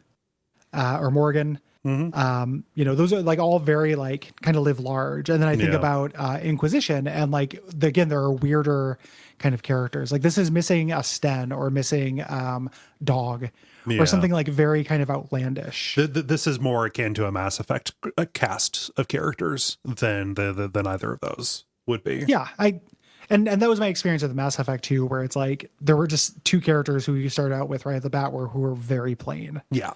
Like it doesn't have that Obsidian feel of like, here's a group of weirdos. Yeah. Quite enough. At the very least, nobody here is as boring as Ashley or Caden are. So no. Yeah. Ashley and Caden are the absolute fucking worst. Just why stick me with them at the beginning? Fuck. Yeah. Like Van and Pinello of fucking NPCs. You're going to stay in the basement of that ship where you belong. Yeah. Ashley, you bigot. So, but Aveline is good for what she is. Yes. Which is a genuinely decent character. The ogre attacks, and we do the boss fight. Kind of a weird thing that's initially true in this game that ceases to be true is the importance of stuns. Yeah. I was really expecting this to be about juggling more control. Yeah. Early on, and then it ceases to be as much about that because you can just kill enemies instead of doing that. Yes. The big difference here in this boss fight is instead of just winning, either your brother Carver or your sister Bethany dies in the fight. So I got to keep Bethany. You got to keep Carver. You got the better end of that deal. Bethany's fine. Like she's also bland. If she didn't have a plot thing that happened at the end of Act 1, she would be the straight putt mage. Yeah. Carver is extremely petulant and low key just kind of constantly talks about like shipping you off to the Templar so he can stop worrying about you. He feels he feels like It's gonna be in Abu Dhabi. he feel like just there's a real resentment that you as the mage and the family who needs to be catered to and protected, like you're dragging him down, man. Carver is kind of a piece of shit. I vaguely remember that from my first playthrough, but I'm pretty sure I just made him live in the house. Yeah. And just ignored him because I was like, this guy's a prick. Yeah. Carver mechanically ends up being kind of overwritten by the time you get Fenris, because they're both the both of those characters out of the box are, big two-handed weapon guys. Yeah. So at the very least, you can sequester him without losing too much. Yeah. No. So unfortunately, she's dying. Yes. And then a dragon comes by and attacks. But the dragon turns into a incredibly fuckable just stacked, just brick house. I'm just talking about how they're, totally something for Daddy Witch. Very, very strange. And this is apparently a character we're supposed to know, Flemeth, the Witch of the Woods. I mean, when you say apparently a character we're supposed to know, are you joking? Yeah, well, I mean, just like we know who Flemeth is, but we just doesn't look anything like Flemeth, and she just goes, "Oh yeah, I'm Flemeth." So that's how we know. It's because because my date elbowed me and said, "That's Flemeth." That's how I knew. Okay. But it's very strange. People know her by reputation. Like there are presumably nursery rhymes about how she steals and eats kids, right? Yes. And she's here to make a deal. She was impressed that she saw us take out an ogre. She sees big things for Hawk. She'll get us past the horde. In exchange, she wants us to do her a little favor, take this medallion to some Dalish elves that are near Kirkwall. Give it to the keeper Marithari when you find her there. Yes. You basically make no guarantee that that's going to happen, but she agrees to help you anyway. Yeah, she loves it if you're sarcastic. Yes. If you choose the sarcastic thing, she's just like absolutely delighted with you. Yeah. Also, Aveline's husband is dying. He's infected with the dark spawn corruption, and there's nobody around to just quickly turn him into a Grey Warden. Nobody there to give him the long dark sip. Yeah. Yep, the quick conscript. The sip conscript. He's there to sip conscript him. So you can put him out of his misery here. And this is sad for Aveline. We don't really know Aveline yet, so it doesn't have so much pathos, but they will play with, the thing I like about Aveline is that she's a widow. Yes. It's not about husband-wife situation or anything. It's about moving on. Mm-hmm. So. Yeah. There's a time later. I don't have a note for this because there are an awful lot of like quote unquote companion quests that are just like, hey, it's something in your journal that says go talk to this person because they have more to say. Like after one of the time jumps here, you can go and talk to her, and you can ask like, hey, how are you getting along? And you can ask like, do you blame me for what happened? And she'll be honest and say, yeah, I did at first. I didn't want to, but I did. I don't know if that changes if you don't put him out of his misery. But yeah, that is a cool line like that. And that is kind of like a well-written, characterization for her and your relationship, given what happened. Yeah. Yeah. So you arrive in Kirkwall, because Flemeth, got you there. Onto a refugee ship. Yes. The voyage took 2 weeks, and you go to Kirkwall, the city of chains, a big slaver city. It used to be under the Tevinter Imperium, and this is where slaves worked quarries. And we get to see some of those quarries later. Mm-hmm. A lot of them. It's one of the mines and quarries. It's one of the four biomes. Yeah. But it makes a big first impression. Like literally, the maid circle here is in a place called the Gallows. And huge chains go into the city. Big foreboding fantasy city kind of stuff. We arrive in the Gallows. Like the Gallows is your refugee processing, and they're not taking people in. The Blight was this huge, long-standing catastrophe, and they're saying there's just no more room here unless you're connected, unless you have business. This order came down from Knight Commander Meredith. We don't meet her for a while, but she's very important. She is the leader of the Templars here. The Templars and the Chantry hold unofficial control over everything, even though they do have like a Viscount and an actual court. Yes. Yeah. We talked to the guard, and we mentioned our noble uncle Gamlin. They're like, "Oh, I've heard of Gamlin, but he's not noble. He's this weasel. He's this little shit." You do have a shitty uncle in this. If you like shitty uncles, you will like this game. One of the shittier uncles in games, specifically. We should put together like a Polygon style, like top 10 shitty uncles in games, and it's like Link to the Past and this. I would have chosen not to die. Yeah, if that guy fucking had a set of stones, he wouldn't have just gone and got killed. Like, what did he get killed by? Fucking moblin. Like, I can do it. I'm one. Yeah, fucking Goo Gaga. How can the Goo Goo Gaga baby do it? And you can't do it, Uncle. It's horseshit, man. Your uncle is such a piece of garbage in that game. What does he do for a job? I live in a wondering You're like house. one of the only people who have like a house. There are like 5 people who have a house in that whole world, and you're one of them. Anyway, disgusting. So once you say your connections will get you in, some other refugees start a fight. Like, hey, we've been here longer. What's up with this? You help the guard and put the fight down. I hate that you have to automatically side with the guards on that. Mm-hmm. There's no good 3-way fights in this. There was a part where like I came into a dungeon at one point to save people from something. I can't remember what, because they're really interchangeable. Yeah, and I just fought the thing and the thing I was saving them from. Like, they didn't team up with me against the dragons or the weird skeletons or whatever. Yeah, there's no 3-way fights in this. Yeah, enemies do not fight each other. Yeah. So the message gets out for Gamlin. He waits. He takes his sweet time. Waits 3 days to come get us. As we, I guess, sleep in corners or something like that. He's unsure if he can get us in. Turns out that we're not going to be living in the lap of luxury like we thought. The estate is gone. He sold it to settle debts. Yes. He is a deadbeat. Yep. Absolute deadbeat. Deadbeat uncle. Your mom's shitty brother. Yeah. He knows 2 people who can get you in here, a mercenary and a smuggler. Do you want to do...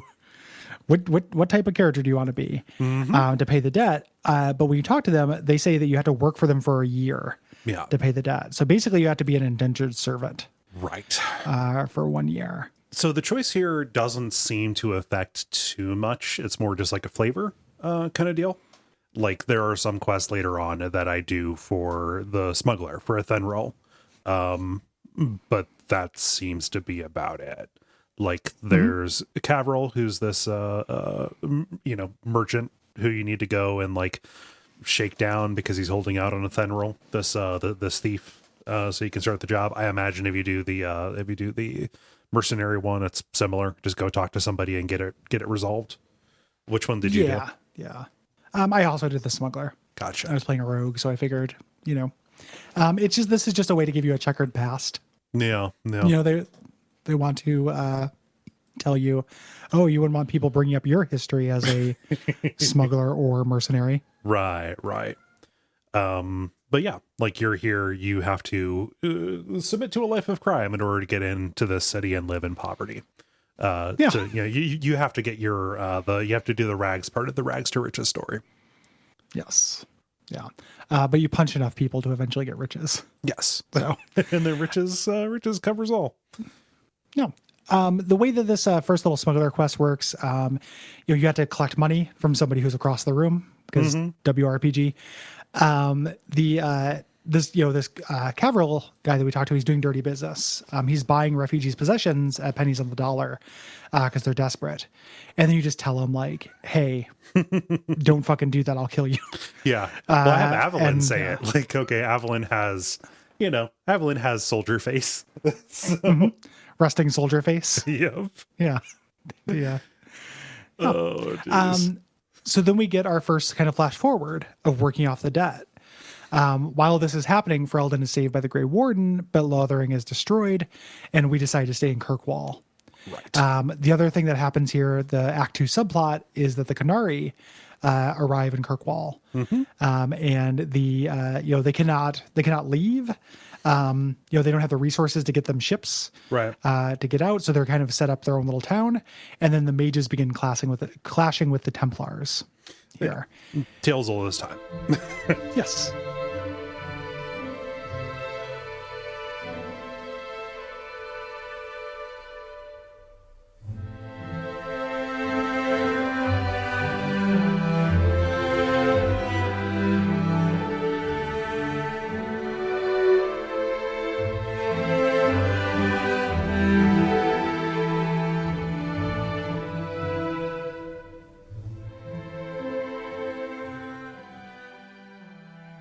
Then we begin Act 1 in earnest. Right. Year 2 here in the city. We start off with Hawk and for me it was Carver, kind of walking through Hightown, arguing with this dwarf named Bertrand. He says, "Hey, I've got no more room in this expedition that I'm doing down to the deep roads." Again, these ancient dwarf tunnels that are full of treasure, but also full of the darkspawn. This is like where the blight comes from. He completely brushes us off, just like, "Hey, why are you wasting my time? Get the fuck out of here." Mm-hmm. Yeah. As this is happening, a pickpocket takes our money, runs off, and then Varric nails him to a wall with his crossbow. Yeah. Pins him. Bianca is the name of the crossbow? That is the name of the crossbow. Yeah. It's weird to name it after a breath spray, but here we are. This is Bertrand's brother. And Varric kind of sizes you up and says, like, "No, you guys would definitely be assets. I'm going to help you get onto the expedition. Right. We just have to raise some money. If we can offer up 50 gold, there are gold, silver, and copper, basically like $50, then we can, I think of like the coppers as pennies and the other ones as dimes. Then we can be taken on as partners in the expedition, and we get a split of the profits." Right. Yeah. So we've got to go raise money. Our first act here is kind of Baldur's Gate 2, but kind of not. It doesn't really matter how much money you get because you can just take out a loan that you pay off in a quest later on. Nothing comes of that. And also the amount of money that you have to get, like the economy is very different. Yes. Than Baldur's Gate. Like the economy in this game is super weird, where you're like selling frayed ropes and torn trousers and shit for dimes. And then like just like a crow feather and shit. And then things just end up being either, money becomes real easy to come by and things cease being expensive at a certain point after being very expensive for a long time. Yeah. And then it has that WRPG thing or RPG thing of like, should I buy something or should I just wait until I find something better in a cavern? Yeah. We have leads on jobs to raise money here. Yeah. I think this probably was inspired by Baldur's Gate 2. Yeah. Both the city setting and this Act 2. It would be hard to think it never came up. Yeah. So just like a little note about structure here. Like I've got all of the main quests kind of like bunched up here, and then I've got the secondary quests before we head to the deep roads. Nice. Let's do. Yeah. So we go back to the shanty that we live in, Gamlin's house in Lowtown, where this whole family lives, like Charlie Bucket. And Gamlin and your mom are arguing, right? About this disinheritance, which is, you guys have been arguing about this for years now at this point. Show me the papers. I told you I lost them in a poker accident. The idea is that, your mom got disinherited because she married the mage, right? Married the apostate. However, your sibling has heard Gamlin, while drunk, say that he sold the estate to slavers. No less. And there's a key, so we can go check in, clear out the slavers, and find the actual bill of sale to find out, find the will or what have you, to find out if we're actually entitled to any of this stuff. There's a line here that is pretty funny, and also is like how sympathetic am I supposed to find the Hawks? Because obviously they got done dirty by Gamlin or whatever. But there's a line that's where Carver says, the largest, finest wine cellar in all of Kirkwall, being used for these people, being filled by slavers. And it's like, yeah, it probably shouldn't be filled by slavers, but also like, I don't know, there's a lot of people like, You're living in poverty. Yeah. You're not gonna soften on that a little bit, buddy. The way you come by wealth and take to it in this game, and then never look back even a little bit, is pretty bonkers. Yeah. Like, Because it you're really literally does change. temporarily embarrassed millionaires. That's exactly what. Yeah, exactly. Like you in this game, it being rich does literally change your brain and make you worse. And this, so this is the mansion dungeon subset, where you fight slavers in the basement. They introduce the slaver mages. They have their most annoying thing to me is they're just like sphere of invincibility. Yeah, They put up every once in a while. Like they don't seem to do anything while they have it on. Yeah, yeah, they don't do anything. They just attack like, somebody else for a moment, please. They're hoping that I get bored. Like that's literally the tactic. Is like, oh, I'm just gonna hang out and hopefully you fight my other guys until you turn your back on me. I'll be bubbled up over here and hope you walk across my poison trap. Yeah. Until eventually you find the will, and this it turns out that Gamlin cheated. Yes. The estate was not just left to him; it was actually left to your mom. Yeah. So just further evidence that Gamlin's a piece of shit. Yeah. Gamlin fucking sucks. Yeah. We're gonna go put this to the courts, and it's gonna wind its way through. Eventually, justice will be served. No, we're just gonna make enough money to buy a better house. Yeah. So Aveline is another lead we have for jobs here. She's been keeping an eye on you. She tells you like, hey, you shouldn't hang out with that Bartrand. He's a real Dexter figure. But she wants you to help her with something outside of her official capacity as a guard. Right. She heard about this ambush that's being set up by smugglers, and she needs help breaking it up. So she brings you along and says, all right, let's go up to these mountains, taking us out into the wilderness for the first time here. And we take out some bandits, and it's not really a problem. No. Evelyn goes and expects to be praised for taking the initiative, right? For going, and is actually chewed out. The captain of the guard is like, you need to be where I tell you to be. Why are you sticking your nose into this? Obviously shady as fuck. Yes. So she kind of takes a look at the schedule and sees that they have a lone guard walking into these planned ambushes. Yeah. The guard is holding information and valuable goods. So this is going to happen again with this guard named Donick, who shows up later. So she wants you to go save Donick. Donick is a good person. Yeah. So you go down to Lowtown and you find him at the bad end of a conflict here. You save him and you find out that the bag that he's carrying is just a bunch of information about the Viscount's accounts and affairs and things like that. The guard captain is working specifically to funnel information to the Coterie, which is this large criminal organization. That if you chose my beloved smother, if you chose the smuggler path, you were working athwart them. These are bad guys here in the city. And the guard captain, of crime. Yes, the guard captain is on the take. And selling out basically all of the court. So, not good. And this puts Aveline, when you expose the guard captain, this puts Aveline on the road to get his job. Right. Here. One thing that I just want to note that I think is obnoxious when you're in Lowtown or traveling anywhere at night, there are random encounters. Yeah. I'm on my way to a bunch of random encounters. Don't do this. It's a fucking speed bump and it's really annoying. Yep. It's also funny when you go into any of those areas, one of your companions will say, yes, at nighttime, violent people come out, but there's a lot of coin to be made in clearing them out. Like, I know, I've been playing this game for 15 hours now. The 6 dimes I'm going to get from killing this specific group of mercenaries is not that special to me. Yeah. But what about a tattered undershirt, Gary? I would like to have a tattered undershirt. The next main quest here, Tranquility, we get to this by having a little conversation with Varric. We go and we talk with him in the Hanged Man pub. This is his kind of like headquarters. Every NPC, instead of having a central gathering place like your camp in Dragon Age Origins or like the Normandy in Mass Effect, etc., each of the characters, when they're not in your party, go hang out in their own little house area here. This is Varric's. You go here, and he says that even though Bartrand can get us through the deep roads once we're down there, he doesn't actually have a way to get in. And that's a pretty big deal when you're talking about running an expedition. You kind of got to get to the goods in order to get them and take them back and sell them for goods and services. Yeah. So the way we can do this is the Grey Wardens have a map, apparently.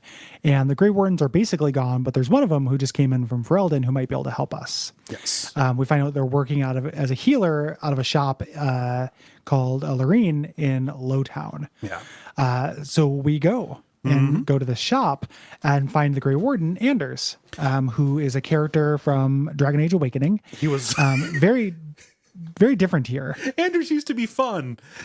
Yeah, Anders used to be pretty funny. Now he's like every once in a while we'll make a joke, and there is a narrative reason behind this. Yes, but he is a worse character. He's been through he's been through some shit, and I don't know. Maybe it's selfish of me to put my needs for levity in front of his trauma. Yeah, and his possession. Oh well, yeah. There's that. We're gonna see that. Yeah. Also, he used to have a cat. The story behind the cat is they wanted to have Sir Pounce a lot in this, but they didn't. Basically, they ran couldn't. Out of time. Yeah, they couldn't spend time modeling him and animating him and stuff. So they worked it into the backstory. The Grey Wardens took it away because they thought it was making him soft. Basically, Anders is somebody who ran from the Circle because he didn't like being held there. He ran from the Wardens because it was too much control over him. Anders really just wants to be free, up to and including being a vessel for a demon. So yes, or a good demon. Well, in this case, apparently, they modeled a fucking cat in Mortal Shell. They did. Like, you guys could have done it. They could have had Sir Pounce. Yeah. Yeah, a bummer because I liked Sir Pounce. He's good. Yeah. Anders in this game is not nearly as good. He's really fucking infuriating at the end of the game. Yep. Which we'll talk about. And he was my favorite character in Awakening. Oh yeah, by a mile. Like pretty easily, like a real highlight. Yeah. To that game. Yeah. So he says that he does have maps, but he wants a favor. He wants you to help his mage friend Carl escape the Circle, which is becoming this horrible prison, before Carl becomes tranquil. Yes. Tranquil is like a weird kind of emotional lobotomy that the mages, the Templars can do to mages that turn them into like, oh yes. It turns you into a Moonanite, and then it's a brand that they put on your forehead that completely cuts off your connection to the Fade. The Fade being kind of this not only the source of all of these magical powers, but also things like emotions. Like everybody has a little bit of a little touch of the shine. It's just that the mages have a stronger connection. And this is a fate worse than death because you're fully aware, but you know all of the color has been drained away. It seems legit kind of awesome, actually. I kept, I don't know how 2020 it is that I was like looking at the sky and I was like, I can handle that. Can you imagine feeling no lows? It'd be incredible. I can't go on that ride for you, man.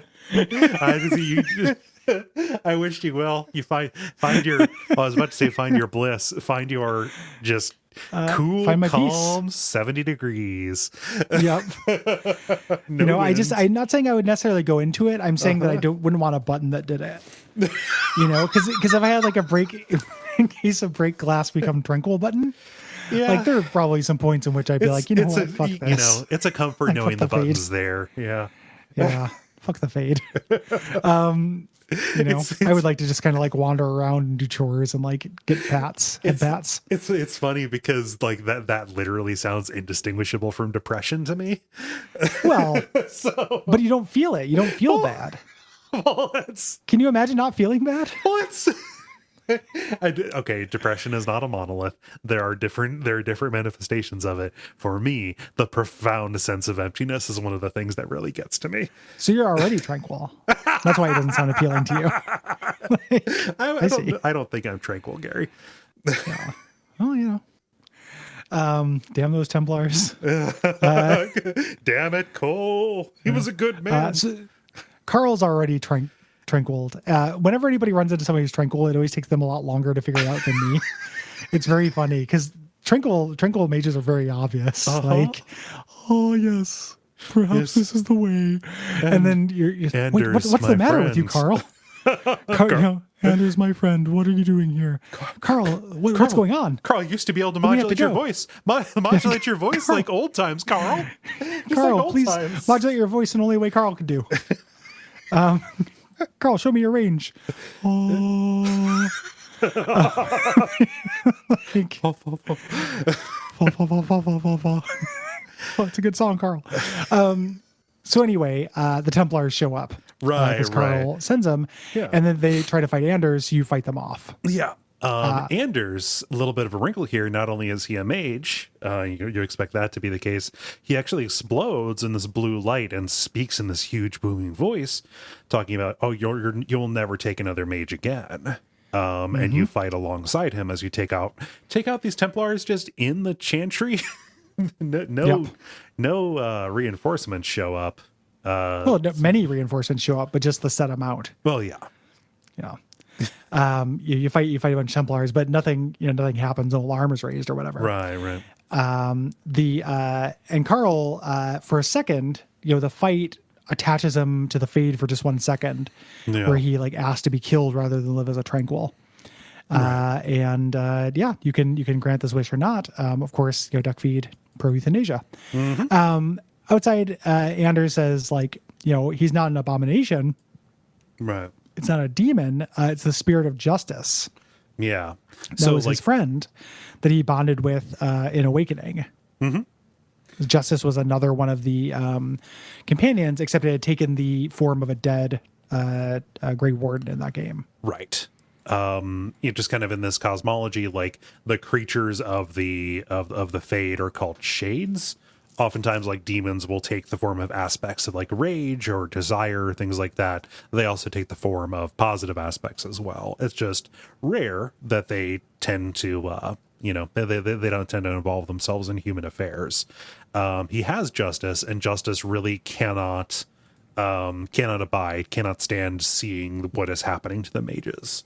Yes. As the Kirkwall Templars start doing more and more, basically tranquiling people for no reason. Yeah, and it makes sense. It's kind of weird because there are like tons of rage demons, and then like for these virtues, that feels like they're unique. Yeah. Here, but that's basically what happened to Anders. This happened. He basically explains it like they've changed. It's not like he can hear Justice's voice. He just knows it's changed him. Yeah, like they're not two voices separate entities anymore, pretty much. Yeah, it's modulating him, and he understands. Like he's aware enough to be like, oh, this maybe I'm no good. Maybe you don't want to take me, but you do want to take him because he's plot important. And then like also, hey, free mage. Yeah. Mechanically, Anders' like skill tree is really good. Yes. If you're looking for a mage, he shunts into either DPS or healing.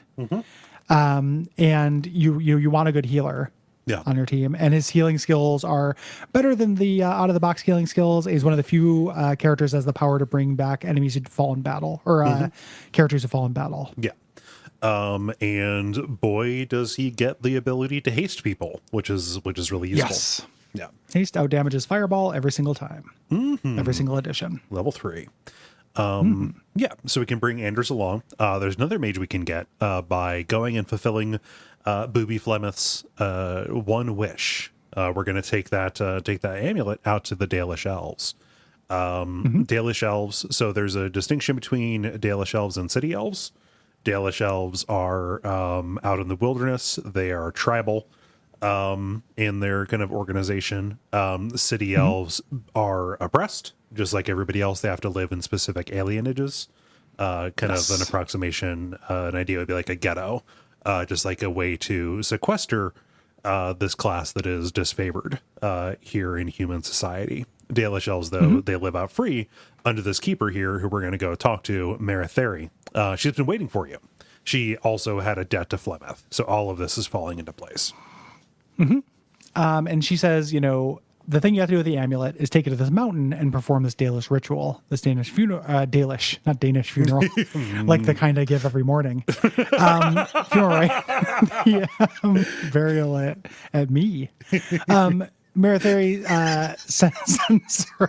That was good. I like that. Oh, thank you. I was a little unsure about it. Sends her apprentice Meryl along with you, and then she also just joins you forever. She's leaving the clan. Yes. So this is our new companion here. I did not end up using Meryl either of my playthroughs of this because she just kind of didn't work Yeah. in my team, and I don't like her special tree. I don't like her unique companion tree. Yeah, it's not necessarily that great. I like Meryl more as a character. So for people who have played Mass Effect games, Meryl is like a female Morden, the fast talking doctor kind of guy. She is very awkward. She trips over herself. She is not used to speaking to people, and much less she is not used to like living in human society. So there's like this is some of the humor in this game that actually does work for me, where like when she moves into the alienage, one of the first things that she says is like, oh, it's so exciting, I saw somebody get mugged earlier. Yeah. Like she doesn't have a concept that that was a bad thing. Like it's just exciting and new to her. There's kind of a Babe Pig in the City. Yeah, kind of aspect. That'll do. You know. Yeah. And then like her being naive and adorkable about these eldritch powers at her command. You know, it's a little underlining the theme a little heavy here to make the innocent, character. But I still I'm gonna do her side shit and stuff because I think her story is interesting. I think that like on the Dragon Age 2 companion scale, she's one of the more interesting ones. Yeah. For sure. Just a really good performance with her as well. I stand Meryl. I stand the queen. Yeah. You fight undead on your way up to the summit. One of the big problems with this game is that there's really no mechanical difference between fighting undead and fighting people. Yep. Or fighting spiders or fighting dragons. That shit sucks. Yes. But you get up to the top where there's an arcane horror, which you fight with his army of corpses with it. So it's kind of this caster elite. Yeah, stealths around, basically like effectively teleports across the map. Very tough, large HP pool. Yeah. Meryl, who earlier we established is a blood mage, and that's one of the reasons why she is leaving. Like she doesn't want to ascend to the keepership if she's not going to be able to practice this magic. That is kind of her school of study. Blood magic is just considered to always be an abomination, even by like Anders. Every mage is like, no, you don't do that because that is it's kind of like necromancy. Yeah, it's just not the great thing to do. She performs this right at the altar, and boom, what do you have but a Flemeth copy? This was her insurance plan. Yeah, you add water to the Flemeth to get Tang, Poontang, because but this was her whole idea to get in, as insurance, and then also to get into the city, kind of like smuggle in. Yes. She tells Hawk the world is on the precipice of chaos, and gives you a little bit of advice, like when you get to the ledge, leap. Push us off the edge. And she has advice for Meryl. She says, for you, young one, step carefully. No path is darker than when your eyes are shut. And then she turns into a dragon and flies off. Pretty good advice for Meryl, actually. Yeah. Yeah. Meryl is given a last opportunity to stay, but she decides she wants to go. And then she goes and lives in the alienage. Yes. Where she'll hang out. It's real, like you're marching her there and like, oh, do I really have to live here? It's a little bit like when you take your kid to like a state college and like, yeah, you have to live in the shitty dorm. Yeah, there's no AC. Yeah, it smells like feet. Good luck, buddy. Yeah. It's real cute when you visit her because she's always embarrassed about how well her house is cleaned up, even though it's identical to every other house, and also just it's just like this little messy shack. Like it's very sweet. Yeah, I'm like, oh, I'll find you a relatively clean place to sit. Yeah. There is the Black Powder Promise, where you meet a dwarf on the Wounded Coast. I was very impressed by your fighting ability. And he has heard the Kunari make a powder that explodes, and it's not lyrium. So the dwarves can work with it. He wants to access this and make this more widely available. Basically, Tony Stark it Yes. and produce it. Yeah, lyrium being this special material that is mined, like a magical ore, magical stone. It is explosive on contact. Templars get addicted to it, like they use it to gain magical powers in the short term in order to hunt mages. Ends up being, kind of a cool plot device. But we have gunpowder. And we need to go and get this. The leader here, the Arashok of the Kunari, might give him access if he can deal with some Kunari outlaws. Importantly, the Arashok has not agreed to this. When the dwarf says, "Hey, go and do this," he says, "Hey, go and clear out this camp of Tal Vashoth, these kind of apostate Kunari."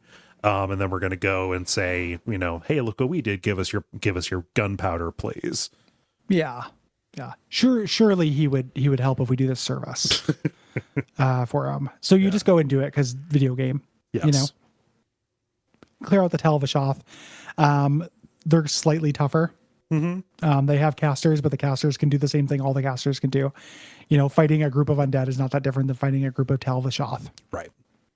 In this, you go to the Kunari Enclave on the docks and meet the merchant and have your first encounter with the Arashok, which will become a big part of Act 2. Yes. And the Arashok is like, "I'm not going to honor this deal. There never was a deal." The dwarf made up this task in order to prove his worth, and that's pathetic. And not only that, is trying to take credit for what you did. Yes. The dwarf was just a broker here. I see right through it. I really like the character of the Arashok. Yep. That's going to really come into its own in Act 2, which I think is the strongest act of this game. But we're not talking about that until next week. No. Boy, is it great that they get around we'll talk about it there. Yeah. Yeah. I just want to talk about the Arashok, but he's good. But, you can insist that you get paid, and he sends the dwarf away empty-handed. Yeah, and the dwarf swears vengeance, which I don't think comes up, but might.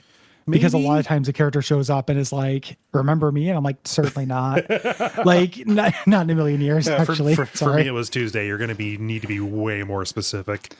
At one point, you can very specifically say, "Who are you again?" Or "I'm supposed to know you." You can start saying that. I just talk to quest markers. I don't actually talk to people in this game. You're not characters to me. In the alienage, when we're there, we see a Templar harassing this elven woman about her apostate mage son, who is named Fenriel. And he's been having these nightmares of demons in the Fade. That is the first step that you're going to get taken over. Yeah. So she's convinced if he doesn't go in for training and captivity, he's going to be a dead man. Right. And we have this Templar named Thrask, who is far more sympathetic than his peers. He knows where Fenriel is, and he actually knows that the boy's human father has returned to the city. So he may have further leads as well. We need to go and get this kid scooped up because something terrible is going to happen. We don't want him to die by Templar or take anybody out. And, you don't want to become a monster. So you can go and talk to this merchant, talk to Vincento, who plays dumb. For me, it was I just had an option to prove I was a mage, just by doing a little prestidigitation, to prove I wasn't a Templar. He says, "Oh, I've been working with this former Templar named Samson, who now helps apostates to ease his conscience." Yeah. I just had Bethany do that. Yeah. So you return to Lowtown at night, fighting your way past bandits to reach Samson. Samson is a lot less noble than he first appears. He's sympathetic, to mages that don't want to live in captivity, but he's also a lyrium addict who smuggles people in order to pay for his fix. He sent Fenriel to work on a ship at the dockside, but things went wrong. We need to go check in on him. Right. And of course, we're at a dock house with some smugglers. The dock biome introduced here, and the dock house biome. Boyome. Hey, yeah, Boyome. Hey, oh. We haven't been recording for that long, but as I get older, there's a force multiplier on the number of hours. Where it just feels like a long time. Yeah, 2 hours. Yeah, no, whatever.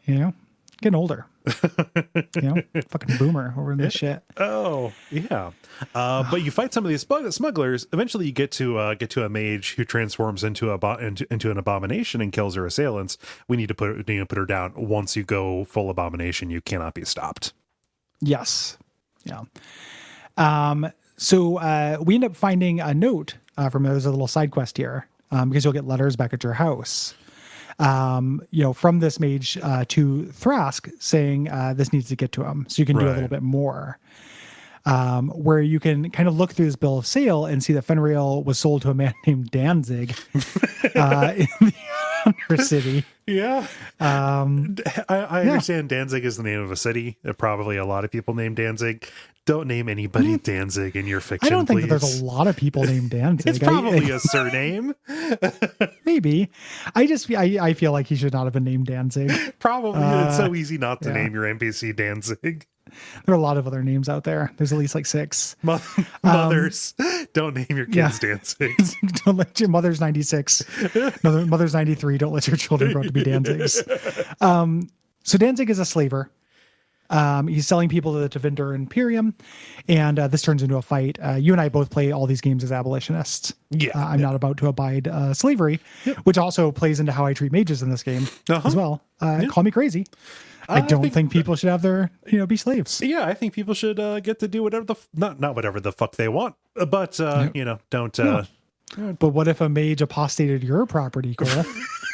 Well, no. You know what? Everything I believe goes out the window the second my property comes into question. Yeah. So yeah, if your property gets threatened by a mage, I no longer have principles about human life. It just goes. Yeah. And what about college campuses? Yeah. Yeah. Exactly. What about Joe Rogan? One of the things I was thinking about, I like miss being in a band. Okay. Quite a bit. Yeah. But I was thinking about how, like, even when I was in my late 20s and touring, all the bands were younger than me. And now they would be way worse. And now I'd relate to them even worse. So there'd be all these like bands that were like the Joe Rogan hentai freight train and shit. And I'd have to like suss out if they were being ironic or whatever. Oh God. That's it. Boy. You don't want to make the wrong call on that conversation. Yeah. It's like when that barbershop opened up by my house, it was called Heritage. And it was like, is this a black barbershop? That's the game I always play. But wait, is this a racist barbershop? Because it's called Heritage. It's in Portland, so. Yeah. Why call your barbershop that? And it turns out it's normal, but I scoped that place for a long time to see if any minorities were in there. Was it spelled heritage? Like Hair? No. Oh, so it wasn't even a pun. Weird. No pun. It was just like you're among your own. Like I don't think that was the idea. Owed this. Yeah. Okay. The great men of Western civilization died to give you this haircut. Yeah. Anyway. Danzig, he's got to go. Well, yeah, because of course he has to. Abolition all the way, man. So after this fight, we can talk to Fenrir. He explains, like, the Kirkwall Templars, kind of confirming everything that we've heard. They put the Tranquility brand on people for no reason. He's a half elf. He wants to. He says, I've got this third way here. I can go to the Dalish. Like, they've figured out how to have magic users among them. And deal with this problem without literally putting you under lock and key or taking away everything about you that is human. And if you have already done any of your quests here with Maratheri, with the Dalish, you can agree. You can say like, okay, I tell her that I sent you, and they'll probably take you in, even though you have human blood. Like this, they'll understand the injustice that's happening here. Yes. Yeah. So you go tell the mother, and she's like, oh, like, that's good. They said they didn't want him. And she can't give you any money. She gives you a ring that was in her family for generations. There is a loot aspect of this game, like a randomized loot, and the Varian style shuffling adjectives. Yes. Kind of thing. Like sometimes you'll get named loot and it'll be like, Thorgard's portable hammer or something. Yeah.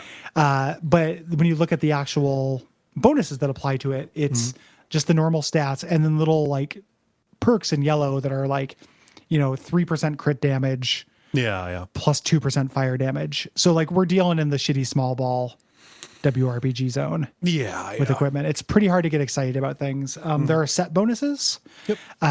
That's cool.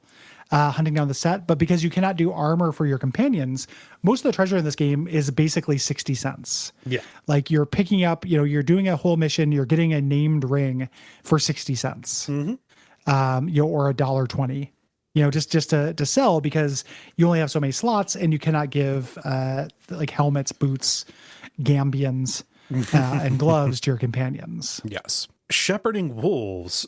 Boy, this had big, you're going to recruit this person energy to me. Mm-hmm. The Kunari that you have here. Nope. So when you're walking around Lowtown, there's this chantry woman who is walking into obvious trouble with some street toughs, basically saying, I'm going to walk down this alley here.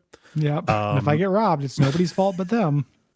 And when you save her, it turns out that this was her ploy to find somebody who could help her.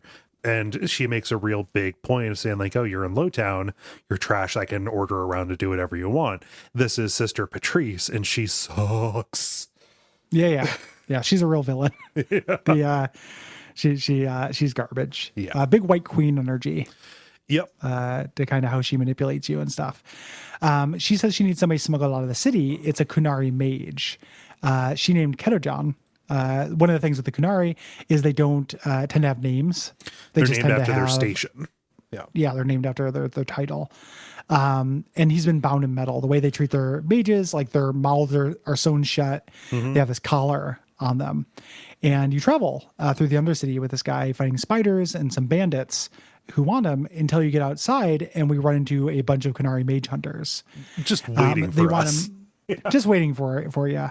And they want Ketojan back, and he also wants to go back. Mm-hmm. He's still loyal to the Kun. Yeah, like it was like so Sister Patrice, she just assumed that he would not want to live like in the culture where he grew up. Yeah. It's like, oh, we're just going to get him out. We're going to get him out of here. No, he likes that structure. Mm-hmm. Yeah. And if you have, I haven't tried this where if you don't have mages in your party, but because you do have mages in your party, the Kunari mage hunters will get aggro with you. Mm-hmm. I killed them all and saved my boy, Ketojan, but he basically says, like, I would like to die. Yeah. And you can give him the ability to do that. You can fight him on it, but eventually I just said, yeah, man, okay. Yeah. And he sets himself on fire. They say it's like going to sleep. Yeah. It's the most peaceful way to kill yourself. You know what? I'm not going to double check you on that one. Yeah. And then you go back to Sister Patrice, and now she's a villain. Yeah. She was trying to like set up almost like this false flag kind of thing. She wanted to create a situation that would force the Chantry to move against the Kunari Enclave. Basically, like just as like if I sent you along and the Kunari killed somebody who was trying to smuggle a mage out, well, boom, we've got pretext to move against the mages and against the Kunari. Just like you're literally just fodder to us.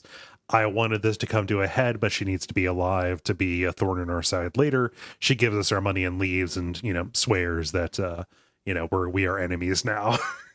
Yeah, I'll be seeing you later. And this is foreshadowing for the end. These kind of false flags that cause people to fight each other. Yeah.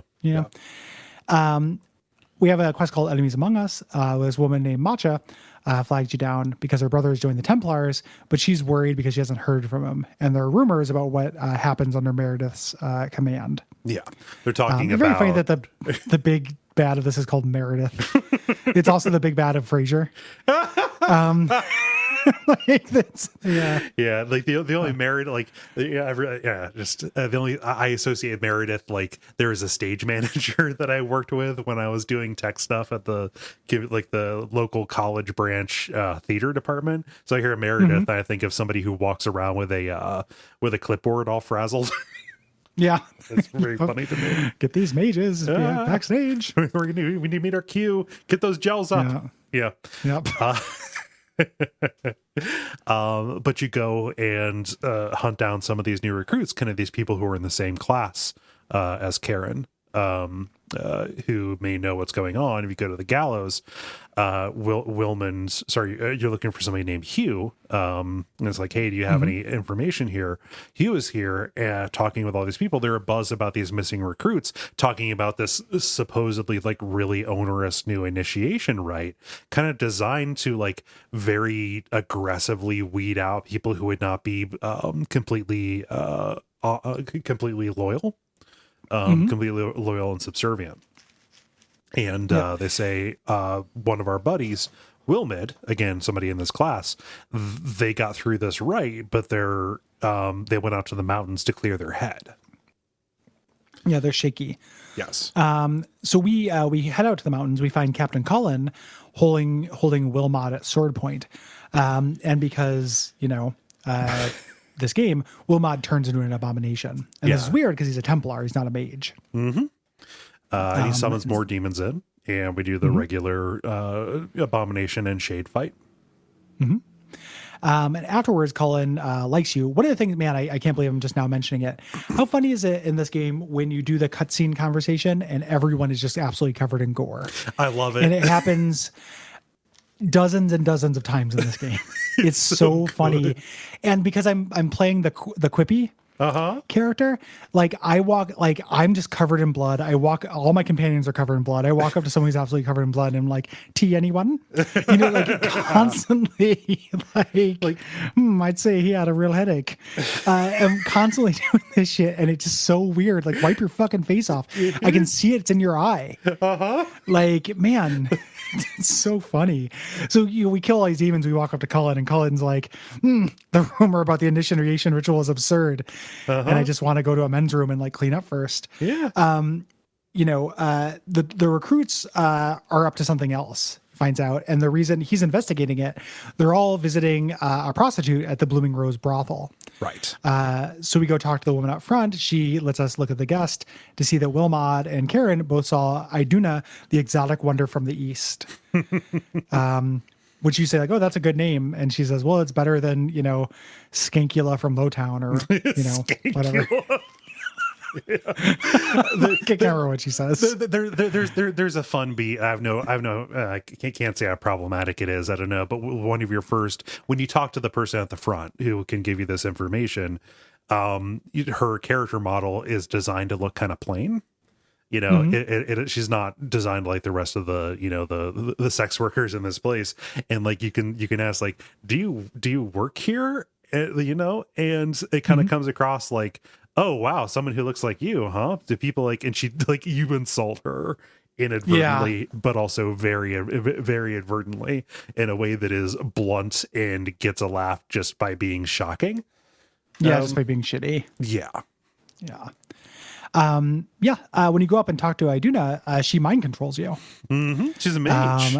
Yeah, this is cool. Like, she's like, take out your knife and draw it across your neck. I got Bethany to break me out of this. If you're a mage, you can do it yourself. Nice. I'm sure you don't just die if you don't have a mage. You can fight the magic or whatever. Yeah. And this causes her to immediately back down. She says, listen, it's not my fault. It was all Taroni's fault. Who has a sanctuary in Darktown and working for them. It was all their idea. I've been sending Templars down there. They're doing something where they're trying to recreate the old Imperium. Yeah. Where magic ruled.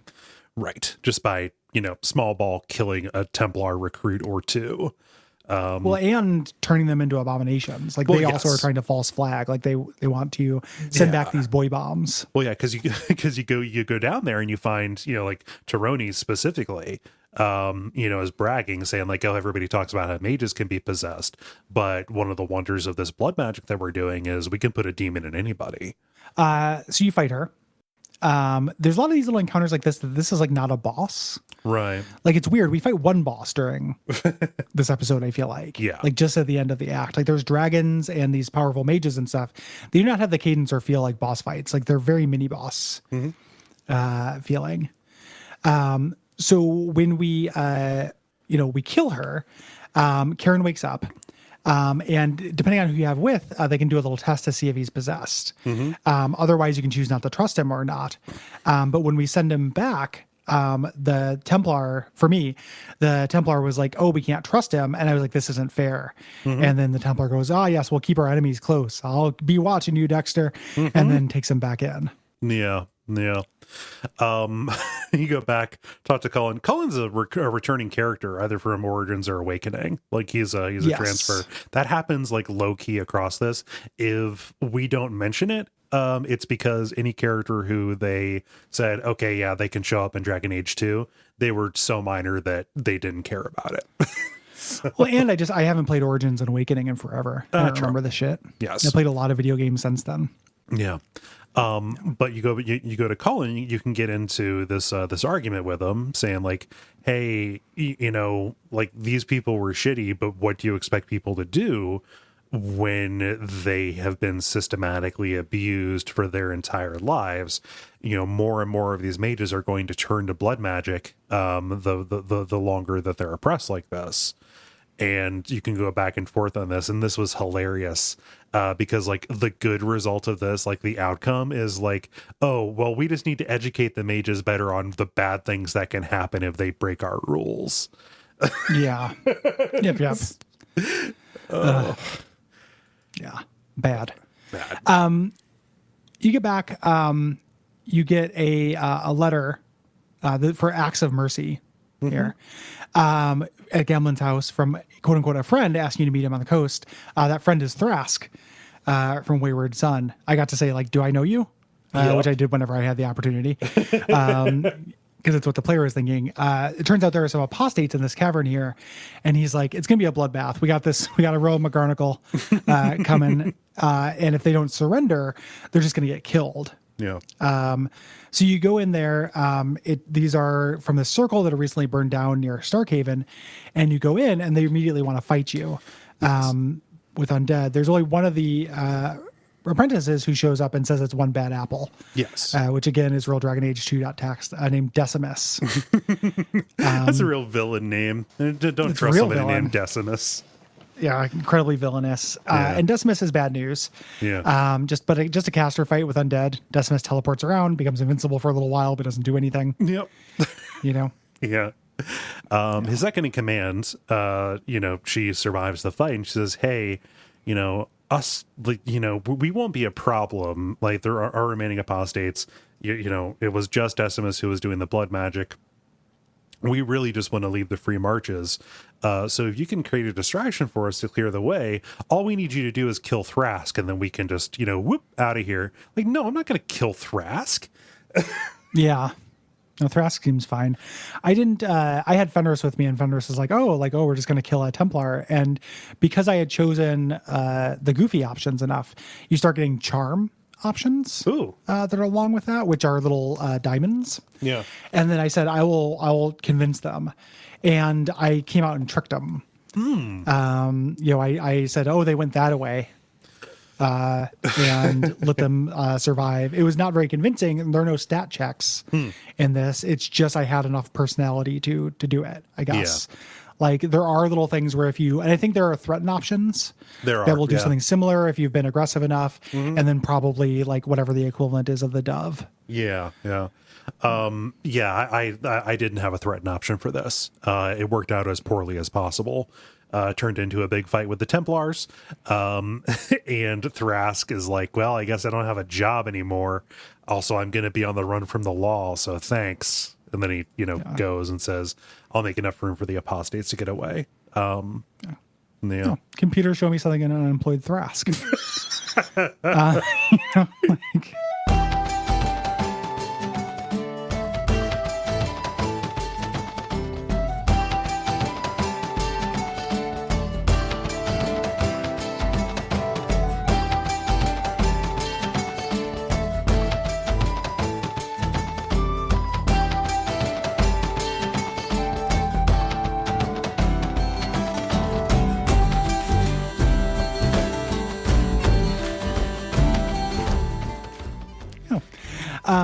There are also a bunch of side quests we can talk about before we do the Deep Roads expedition.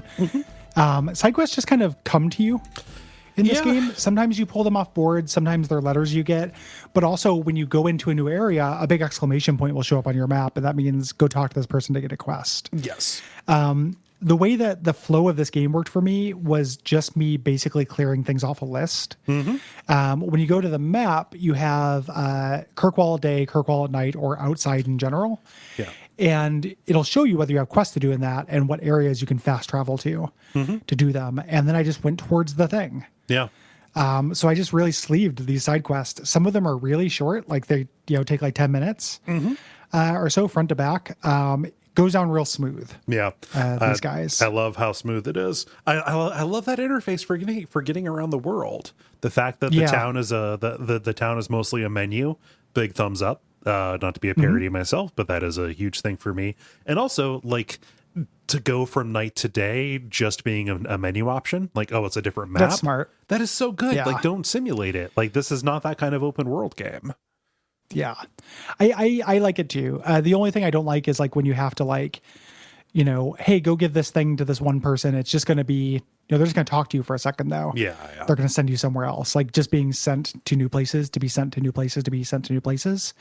That stuff bums me out. Yeah. But I actually really like how you navigate, and it does make it just go down incredibly quick. Yeah. So the first side quest we're going to talk about is called The First Sacrifice. Yeah. We find an Orlesian oaf. Orlais is kind of analogous to France. So you have a guy who's just, talking to the guards in this very thick French accent about, oh, return my wife. Oh. I would like my wife. My wife. Give wife. He says. Yeah. And Give it a wife. He's a piece of shit. Yeah, this guy sucks. Yeah. I wasn't sure what to do with him though. So there's a weird thing. So like the correct moral thing to do in a BioWare game is just do all the side quests. Yes. Because it doesn't really matter. These aren't games about self-expression in a meaningful way. I don't think. But I was like, I don't like this guy. He's a misogynist shit. But then I was also thinking like they do an angle to cover for that. Like it couldn't just be, do you want to do this mercenary act for this bad person? It was like, he thinks she's in trouble. So I was like, well, I could do it because she's in trouble. Yeah. And I was like, am I going to, and then when I accepted the quest, like Aveline didn't like it. And I was like, oh, well, but she's in trouble. Like don't you see how much they're playing the middle on this? Like it's not, we're not playing that game. Yeah. Aveline. Is there like there isn't an option for me to say like, oh, I'm going to say yes to doing this, but it's because like her family is worried about her. I don't care about this guy. Yes. But Yep. yeah. So like you don't get credit for doing things for the right reason. Yes. Yeah. Which is important. Like doing things for different reasons is a big depth thing when it comes to, adding kind of nuance to this genre. Volition at the very least. Yeah. Yeah. Yeah. So you can go into Darktown to follow these leads. You go into the Undercity, and really all that's down there is this Templar. His name is Emmerich. He has been investigating some of these disappearances. He basically hands the case over to you saying, yeah, there's this suspicious foundry in Lowtown. You can go over there. And this quest kind of just ended for me because like the foundry had like abominations and shades. So there was bad stuff going on. All that was left of the people that I was here to find were some bones, and then there was a severed hand with her wedding ring on it. Yeah, the bone wife. Yeah. This pays off later. Okay. I believe. This is like, and it's the anonymous kind of quality of this whole thing makes this difficult, I think. So when this pops up later, it just feels like another side quest. Right. But it does pop up later, I believe. Yeah. So, and then when you give him back the ring, you can say like, I took it off her severed hand, or you can say, let's just say that she's she not won't be coming eating back. it. Yeah, she's not coming back. He's going to give it to the family because they think that he killed her. Yes. Which, I mean, just mail them the ring. It just kind of seems like you're taunting them. That is really dark. Yeah. Another quest, Magistrate's Orders. This magistrate hails you down near the Chanter's board, which is kind of a message board, local message board. Mm-hmm. A prisoner has escaped and is holed up in a cavern full of beasts. They're keeping the guards at bay. So I'm like, I'll do that for money. Yeah. When you go to the coast, we find this angry elven father arguing with the guards. They're saying like, hey, you need to charge inside and kill the man. He's a serial killer who preys just on young elf girls. Yeah, he took and my his daughter's daughter. in there. Yeah. Yeah. And they're saying, no, we have to wait for the captain to get here or whatever. Yeah, and so you say like, yeah, I'm going to take this in my own hands. You go in. This dungeon is actually part of the Deep Roads. This is our first little preview of the Deep Roads biome down here. It's filled with spiders and undead. There are no darkspawn down here. Not that it would make too much of a difference for the combat. As you're going through these hallways, you find the daughter. You find Leah, who is supposedly dead, and she takes a different tack. She says, "Hey, don't kill the man that you're going to find in there. He's a victim of demons. Like, this isn't his fault." Yeah. And it's kind of like a little Stockholm syndrome-y. Yeah. It's like, oh, he would like, this is very abusive and kind of gross. A little bit, yeah. This whole thing. It's real weird. When you get to the deepest part of the dungeon, we find the man. He came down here to die. He's the magistrate's son. Actually, so he has this embarrassment thing, and he just gets so mad. He has demons inside him that tell him that the children are so beautiful and pure that they have to die. Yeah. Which is real gross. The circle says he doesn't actually have demons, though. He's just mad.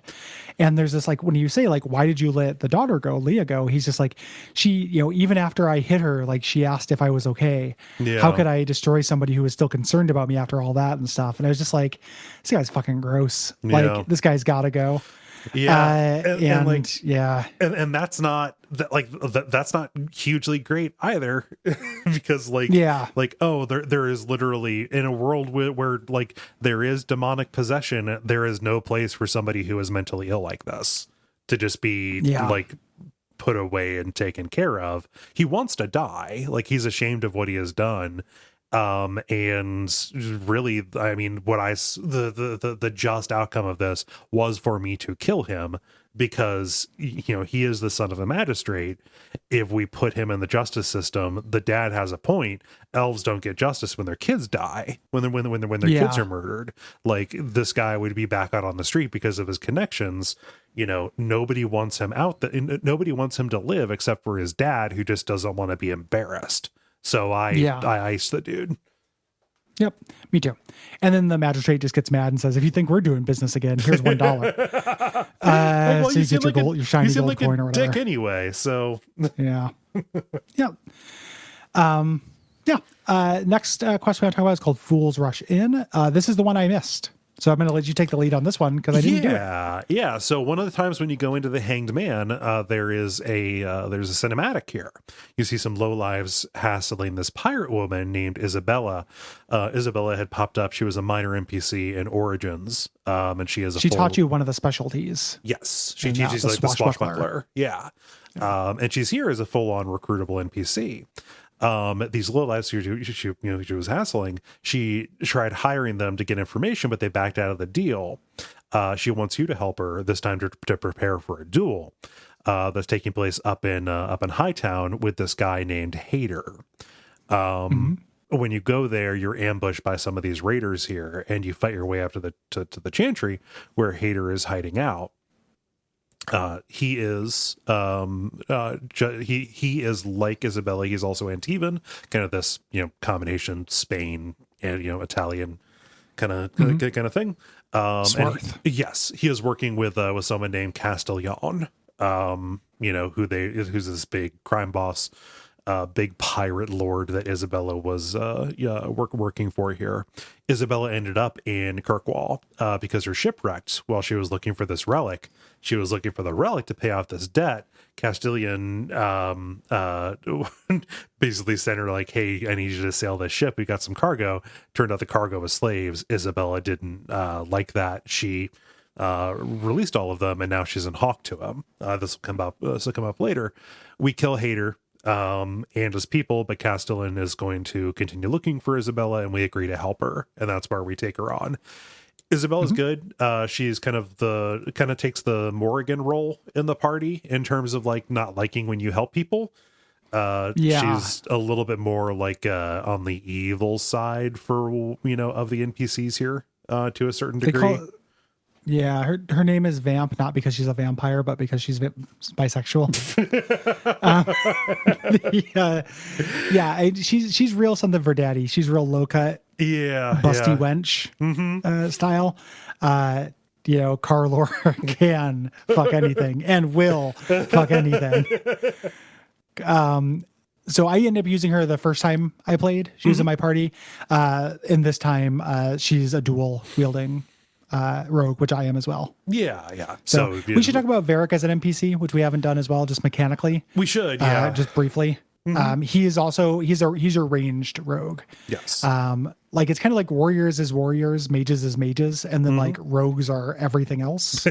So they all do traps, they all do like control, and they also have the ranged combat, non through spells kind of thing locked. So Varric uses a crossbow named Bianca, and so that's why Varric can be in my party. We also get another ranged rogue in the DLC and another dual wielding rogue in the DLC. So there's 2 copies of each. If you want to do range, dual wield, you can very easily do it. Yeah. Weird. For some reason. No. Oh, man. Varric's good, though. So Varric is a good NPC, and Isabella is also a good NPC. Yep. Isabella is efficacy. Ridiculous for critical hits. And you can just pump her up and make critical hits inevitable using certain debuffs, and she just chews through things that ought not be chew throughable.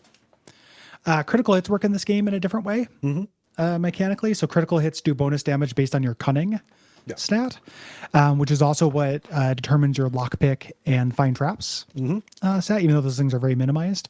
If you're doing a DPS critical hit rogue, you can mostly get critical hits. Yeah. Almost all your skills do that. There's a thing that lets you do only critical hits for 10 seconds in the assassin branch that I'm doing. That is pretty bonkers. Yeah. So again, we talked about this game being easy. Like it is easy to chew through just about all this shit. Yeah. Unbidden rescue. The Viscount Seneschal has put a bounty on the Viscount's son, Seamus, who's gone missing and needs to be rescued. Right. Problem is there's competition for the job, and the competition doesn't seem to care whether they're going to bring Seamus back alive. The competition is this mercenary group called Winters that is kind of led here by this woman named Janice. This is so weird because they're just going around taking bounties and being like, okay, they're bullying their way into getting paid. In this way that doesn't feel like they have any power. Like if they just go and kill the kid and bring him back, they're like, we did it. You technically have to. You admitted it. Marry your stepmother. Like, I just don't understand like where their power comes from in this. They're real weird. So the Seneschal says they'd rather have you find the kid than the Winters. So they say a Kunari is suspected of abducting. Although that may not be the case because the boy is known to be, and they say, sympathetic. There's an awful lot of coding about what's going on here, actually, that is not straight up just like said. That has been confirmed by the director of the game. Like, yeah, here's what's actually going on. We'll talk about it. You go out to the Wounded Coast and you find Seamus crying over his dead friend, this Kunari named Ashad. It's very much implied that this was a romantic relationship. Seamus is like using their terms, like he understands their culture and, talks admiringly, not just about his friend Ashad, but about the Kunari in general. Ashad is dead because the Winters killed him. Yes. And then you kill just a heroic number of mercenaries. You take out this entire mercenary company easily. So many waves. Dozens and dozens of guys. They just keep coming. At some point I was like, am I supposed to lose this or something? Why does this keep happening? Like, what am I doing wrong? Yeah. What flag did I break in this? You eventually bring Seamus back, and he and the Viscount are arguing. Basically, Romeo, like, why won't you let me be in love with these other citizens? The other, he's like, they're just beast. You know, he's like, well, it doesn't matter if they're just beasts, like there are court politics to worry about. I support the son, and the dad gets mad at me. Yeah. Here. My tact on this was like, I agree with the son, but this is about more than this is about more than like who's right about the Canaries place. Like, this is a family thing. I'll see ya. I've got my money. I'm out. Bye. Yeah, give me my $1. Yeah. Moving on to bait and switch. Mm-hmm. Here, where a skittish dwarf asks you for help recovering this lost lyrium shipment. It turns out his business partners have screwed him over. Right. And so you go to the place where the lyrium is supposedly being held, where the thieves are. You do fight some highwaymen, but the chest inside is empty. Things get much uglier when you step outside, back out into the elvish alienage, and half of the Tevinter Imperium is coming down on top of you. It's a whole slave hunting kind of squad. Because you had a shadow client. Yep. The real client emerges. This is Fenris, another companion here. It's our final companion. Other than DLC. Yeah, I included the recruitment for the Exiled Prince just because it's so short. In here, but yeah, I have not done that yet. I don't know. I'm actually a little bit worried that the DLC is not. Apparently, there's a pretty known error where the DLC, like even though you have it downloaded, it doesn't like attach to your game depending on which Origin account you're signed into. Weird. So I'm a little worried that I'm gonna have to fuck around with that and try to get the DLC because I've not had heard boo of it yet. I just assumed I would enter it later. Yeah. I'm certain I can load a save and do it at any time because that's how DLC works. Mm-hmm. But I am not prepared to talk about it in this episode just because it didn't come up for me and there might be a problem with my game. Hopefully. Yeah, I can. I mean, I'm sure I can get it to work. I just haven't done it yet. I just assumed it was coming later. Mm-hmm. Regardless, which Fenris is this escaped slave. He hired you as a distraction, and he wants you to go to his owner, Denarius, who's in town, and strike this death blow. So you can join him. Fenris is the only character you get who tells you to hurry when you go do shit. Mm-hmm. For his side quests and stuff. And he's a companion, as we mentioned. As I said, he's a D&D character I'd create when I was 13. Really brooding kind of guy. He's dark. And he's dark, baby. If you're listening to his voice and you're thinking, I fucking recognize that guy. Who is that? It's Balthier. Yeah. It's Balthier, it's just Balthier. Basically doing Balthier's voice, except not as like roguish and Han Solo-y. Yeah, not really charming, more just like tortured. Yeah. Angsty. Yeah.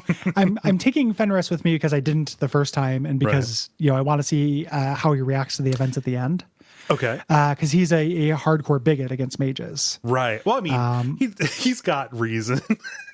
Well, totally. But like, again, I feel like the official, or at least the Gary official stance is that bad mages do not mean we should put all mages in prison. Yeah. No, that Fenris does not like you doing anything good for mages. Yeah. And when you tell him, it's like, hey, my sister's a mage. He's like, well, she's a ticking time bomb and she's going to kill you and everyone you love. Like he's a real dick. Yeah. He's also just like, man, his like, he runs off to like go pout. Yes. At certain points, like this guy fucking sucks. And the fact that I have a part for him in my party mechanically is a real bummer. God damn it. I'm compelled to take you along and I don't want to respec Avalon. I want 2 warriors and there are 2 fucking warriors in this game. Why is everyone a rogue? Fuck, man. So many rogues. Yeah. He's spec'd for 2-handed weapons, and then his special path involves his magical lyrium tattoos and being able to do magic damage as well, which is also really good because if you're fighting certain enemies that we're going to run into, like these golems and stuff later, they're very resistant. And he can get defensive and offensive buffs based on his magic skills. So he's like a fighter with like 10% kind of magic utility. Yeah. I don't like Fenris. I think I used him in a previous playthrough. But the thing you're talking about, though, where like, I'm just going to put Fenris and Anders in the same party and see what happens. Like, that's the more fun thing to do. Like, I've got Isabella and Evelyn in the same party and like listening to them bicker. Like, that's when the game gets funny. Actually, is like just hearing these people get under each other's skin is really good. So it's the issue I have with, like, I agree. The issue I have with it is that it ends up being things that are big and small. So like having Isabella and Aveline together sounds fun and bantery, but having Anders and Fenris together, it's like the game is presenting me on the stakes They're having a of glove off. abominations. Yeah. Yeah, it's like it's real weird that all they do is have this little like, and that's the T, part. Like these just like, Fenris says to me as we're walking around, he's like, oh, you mean Anders is an abomination. Yeah. And you're just okay with that. Anders is like, oh, remember that person you killed? And he's like, well, he wasn't, I did that for my own reasons. And then Anders is like, and they call me the monster. Yeah. And it's supposed to be like kind of funny, but it's like, you're also asking me to take this argument seriously in game. Like the entire crux of this narrative is on both of those positions mattering. Yes. And just having these two characters just kind of like lightly, Jab kind each of other like about poke it, each other in yeah. the ribs is dumb. It's not committed. Yeah. This is a not very committed game, I think. Yeah. So you've got Fenris with you. You go and you take out Denarius in his little mansion. This becomes Fenris's home base. So he just hermit crabs into a mansion, which is fun. I love that. Yeah. Takes it over and it's like, if he wants it back, he can have it. Yeah. Well, you don't kill Denarius. Sorry, he runs away. He makes an escape. Denarius is gone, but you can say like, or Denarius is not there. Yeah. He's already left. He's like, well, if he wants his mansion, he can get it. Yes. His companion side quest involves that in the second act. Yeah. The quest loose ends. So for me, because I had gone and done the work with the Thenril, she reaches out and says, hey, I need your help. These other Ferelden's that I hired ended up, not doing so great. We sent them out to make a deal, to make a sale, sell some luxury goods to some dwarves. They got waylaid, and we need to get the shipment back. We need to get the stuff. Yes. Yeah. So you go to the docks and find out this is a trap set by the coterie. And just one of Fenrir's people, this 15-year-old boy named Price, survives. Like there are no other children in the game. Like they don't have models. So what they do to make this guy to make this kid look like a kid is hilarious. Up to and including having just a very prominent shot of him just being like tiny, like you looking down going on through him. Puberty, like slowly pubating, getting a big fat pube bomb, brother. So there's an option at the end of this. I didn't expect my choice in this to be as monstrous as it is. I was trying to be professional. So like he says, oh, I need this job. Me and my family are going to starve if we don't have this work for a Thenril. I was like, hey, sorry, I need to get this back. I need to take these goods, to complete the job. But instead of just taking this and saying like, well, it's that's the Breaks kid, as you walk away, Hawk will like throw a copper at him because he's begging, saying you've ruined his life. Yeah, and you just get to be cold as ice. Yeah, for that. I gave him the money because I did not like Ethanol. Yeah, because she made me an indentured servant for a year. Yeah. Like, that sucks. It just there's a weird inconsistency because I'm trying to play Renegade, right? Trying to do the aggressive, and that was the aggressive option. But Renegade is just inconsistent monsterism. Yeah. Yeah. Well, BioWare, not great writers about a lot of things. They're just developers who do that kind of thing a lot better. Yeah. Uncommitted. There's an Orlesian mine owner who we would talk to who has a problem. His mine, the Bone Pit, is apparently so dangerous that his workers won't report. So you need to go check it out. The lever stuff in this is pretty rough. Yeah.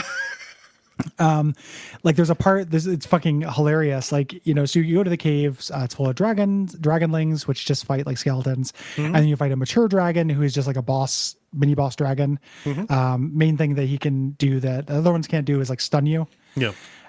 Stun your whole party. But nothing like the Dragon Age Origins dragon fights, which were like amazing. Yeah. When you return with news of the mine and you say the place isn't safe, he's like, well, you can have a share of the mine to ensure their safety. I say, I'll do it. And he goes, well, I was going to take that money and put it into safety upgrades, but I guess I'll give it to you. Like, I lost it. Like, I was like, wait, that's not what I wanted. Like, I didn't want buy the fucking handrails. Yeah. Yeah. get this, get OSHA, the or Orlesian Safety and Occupational, whatever. Yeah. Mm-hmm. Oh gosh. Yeah. No, I also was like, oh, I will come on and be an advocate for this, to do it for Mm-hmm. the working class. I also laughed very much out loud at that. Then he has to go. You have to go convince the workers to come back. There's just a little miniature quest. You just go do it in the city, and you can either pay them out of your own pocket, or you can tell them that you're keeping it safe now. Yes. Yeah. Finders Keepers is a quest that you do if you have Isabella. There's a contact of hers named Martin. He's a former raider. He wants to go on the straight and narrow. He's looking for help. His old crew ran his ship into the cliffs when he tried to defect, and they took all of his cargo. He wants to get it back. When you ask him, like, hey, so like, what kind of cargo is this? He says, oh, just some herbs and spices. You go to the docks and, shake some people down. There's like a little comedy beat with like the port authority who, is just completely in the bureaucracy, won't talk with you unless you have a bill of lading or whatever. You can threaten your way out of it, which is fun. But you when you open it up to open up the crate, oh, it's poison. It is stuff to kill people, and you confront him about us, and he says like, oh yeah, all of this is legitimate. I don't have a problem with this. I say, all right, well, give me a discount later on and we're square. So I put a bunch of poison onto the streets, baby. Hell yeah. Yeah.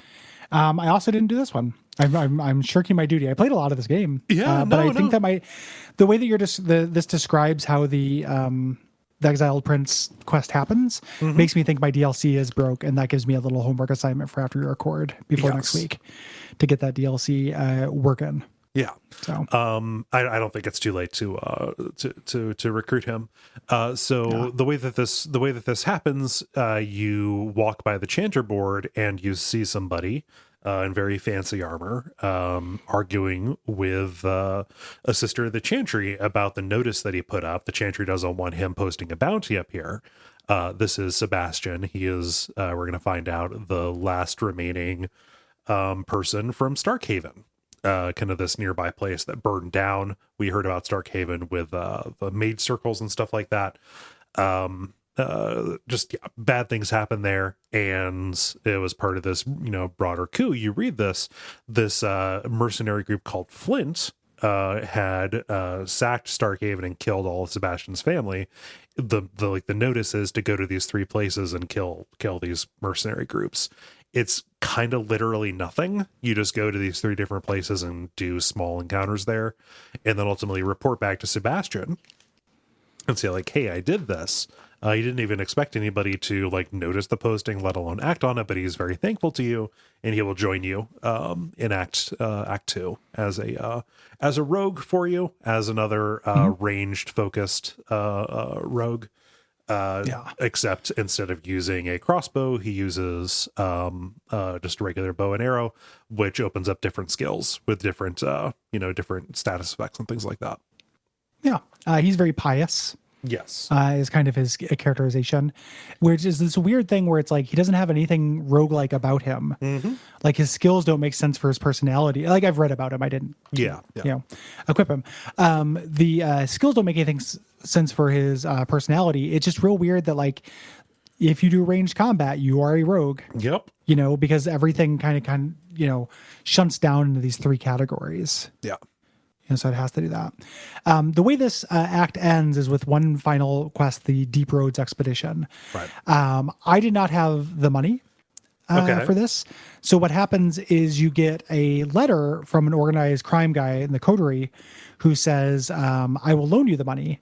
Because I'd spent it on equipment. Like I did all this quest, but I just spent it on things I like. So he says, I'll give you the money. You just give me double back after that. And I agreed.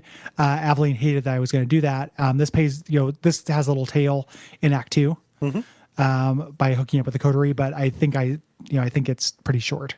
Yeah. You go and you either have the money or you say the money's coming from your crime associate. Yeah. Bartrand doesn't like this. He doesn't want to split the money three ways. No. Bartrand is terrible.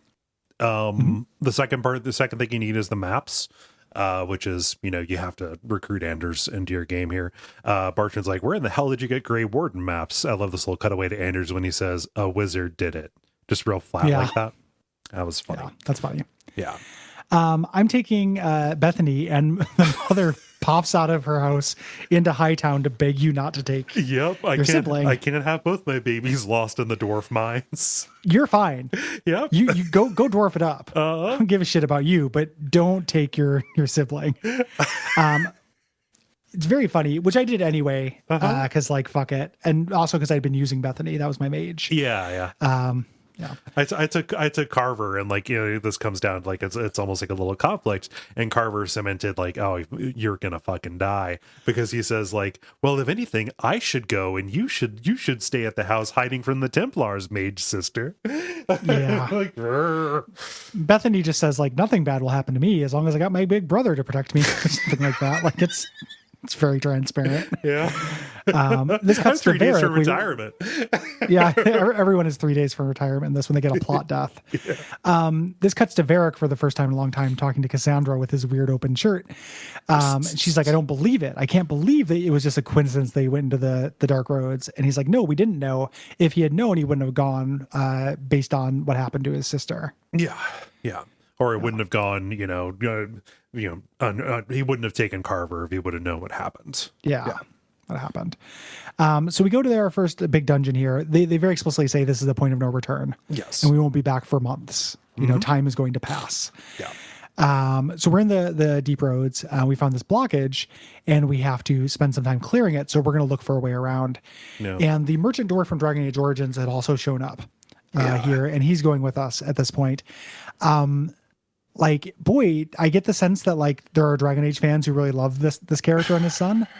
I have a hard time with him. I don't like the voice actor, and I hate Sandal. Yeah. And I hate the joke about somebody just being kind of simple in the head and just saying the same thing over and over. Mm-hmm. I hate the delivery. I hate his stupid face. Really, it could the only character who gets away with that is Max Haas. Yeah, Max Haas is great. Yeah, Sandal is just a shitty Max Haas. Yeah. And it just the joke that he just goes enchantment, like a cookie monster or whatever is just fucking dumb. Yeah. I hate him. Yeah. In Dragon Age Origins, he just decided you're on a camp. He's like, I'll be your personal merchant. You can be my economy. Click, and I'll be your economy. Here it makes less sense. He eventually also starts living with you. This guy just pops from plot character to plot character. Yep. You end up owning this guy and his son. It's weird. He will always be your personal merchant. Extremely strange. But he says, find my son.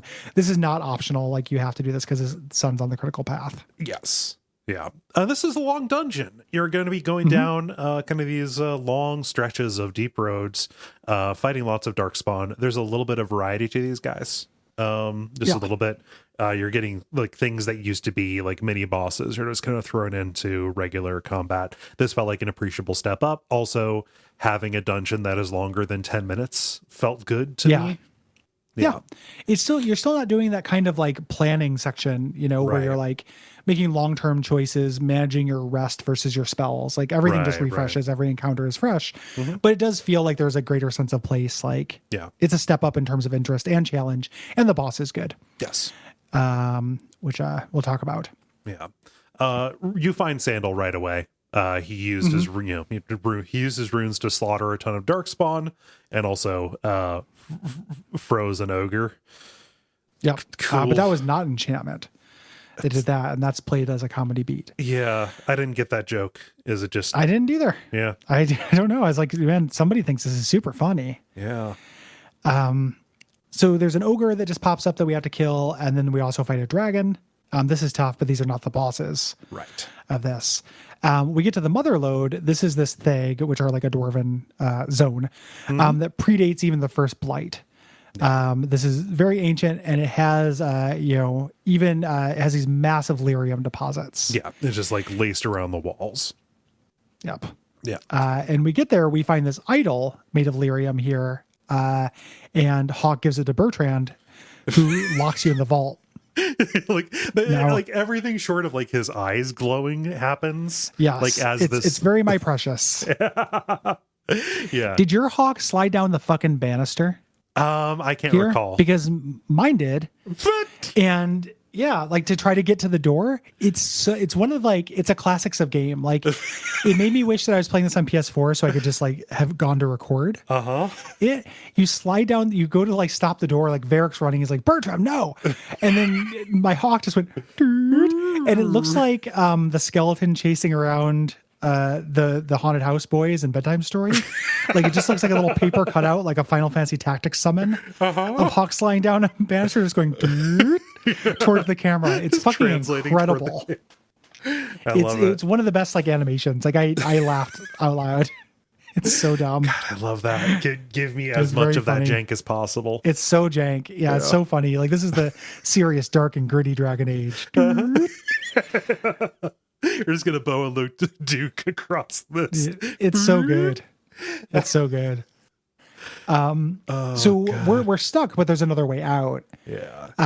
And we go to look through this the section, and we're introduced to stone golems, which are really tough, very damage resistant to non-magical damage. And then so this is like the final new class of enemy. Like these things feel different to fight. Yes. And then the profane, which are ranged kind of stone wraith creature things that are just a little bit tougher than what we've already fought. Yeah, they're not that different than a Hurlock bolter. Right. You know? Yeah. But there's just lots of them whenever they show up. But you get down here, one of these profane gets back up after you kill it and starts speaking to us. It's a demon. These profane are kind of created when people start eating lyrium. So like these are the original inhabitants of this Dwarven Tige that have eaten lyrium and turned into monsters, and they continue eating. This is, some kind of bad demon who is here. It wants to offer us this deal, saying, "Hey, I've got the key. I've got what will get you out of here. If you do not make this deal with me, you'll be here forever." Turns out the joke's on him because you can just kill him and take his key. Yeah. And I said no because he's a demon. Yeah. Demons seem bad. If you have Meryl with you, she's like, "Oh, it can't be that bad of an idea." Yeah. Fucking Meryl. So this introduces us to our first boss fight. This was the first time I died. Same. In the game. This is actually hard. It's real video gamey, but it's a refreshing for this game. It's real MMO-y, actually. Like the way that certain parts of the arena become kill boxes. Yes. Yeah, it feels very much like a WoW kind of thing.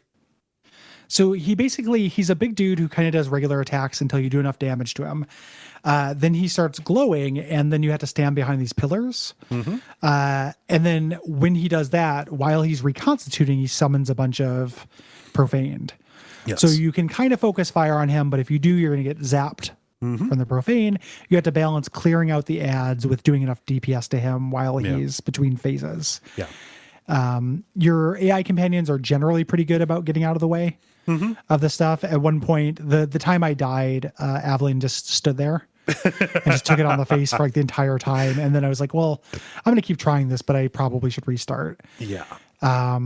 Yeah, we didn't mention this. Your healing items are on cooldowns, so you cannot spam heal to get past things. No, it's probably for the better. The game's already too easy. Yep, and I never say things are too easy. But yeah, for like I got down to it was just me as a mage and Anders. At the end of this, and there was no way that we were going to go, that we were going to beat this. I just beat my head against it, and I was like, no, I need to reload because I actually need DPS on this. Yeah. It's a good fight. Yeah, this is good. This is fun. Yeah. Challenging. And there's like a little bit of like myth making to this because Varric says like, oh my god, like rock rays are supposed to be a legend, like these things, like we have no idea if these actually exist. My hawk says, well, I guess it's still a legend there, buddy, because it doesn't exist anymore. Yep. And they're guarding a huge section of treasure we can grab. We leave most of it behind. It's just representational treasure, and then have to work our way out. It's going to be a week to get out. It's 5 days later. We're making good time, but your sibling gets the corruption poisoning. Yeah. So Bethany or Carver, they die. Or if you have Anders with you, yes.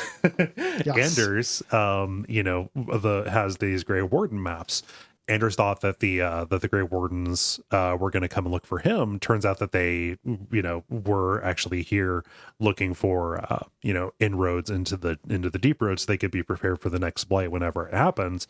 There's an encampment. We can get Carver or Bethany over there and convince them to accept the sibling in as a Grey Warden. They go through the ritual and they become resistant to the corruption that would kill them.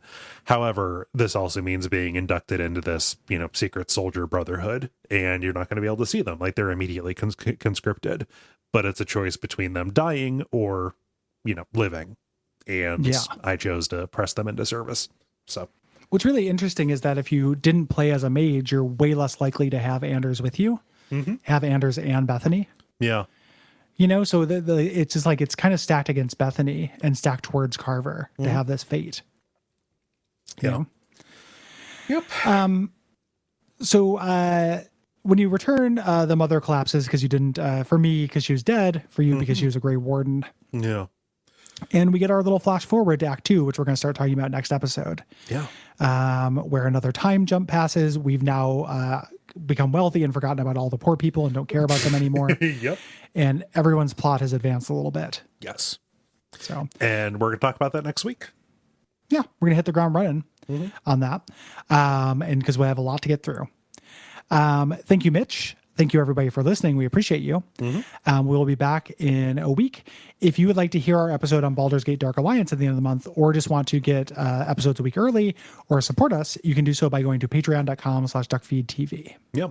Get lots of extra content there, not just watch out for fireballs, but you gain access to premium shows like Unfilmable. We made a reference to Bedtime Stories, that show, which previously was about Lovecraft adaptations to the screen.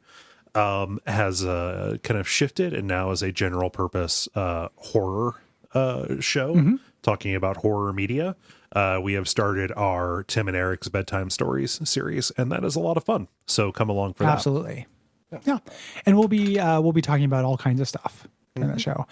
We also have a brand new show we've talked about a few times called Orb, which is a Venture Brothers recap podcast. That's been really fun to do. That comes out once a week. That is available for everybody, but again, of course, you can get that early if you join us on Patreon. I think that show is really fun. Same. And I think that people should support it. Agreed. Yeah. And then there's like ratings and reviews on Apple Podcast. And those are basically all the things you can do. Tell your friends. Please. Yeah. Announcement about Duckstream coming very soon. We know it's a little late to be doing that. Give us 2020 grace, please. And it's also COVID grace because we have to figure out how to do that entirely from remotely. Our homes. Yeah. Yeah. So, I think that's about it. I think so. Until next time, watch out for Fenris. That guy sucks. Yeah, that dude is a fuckboy.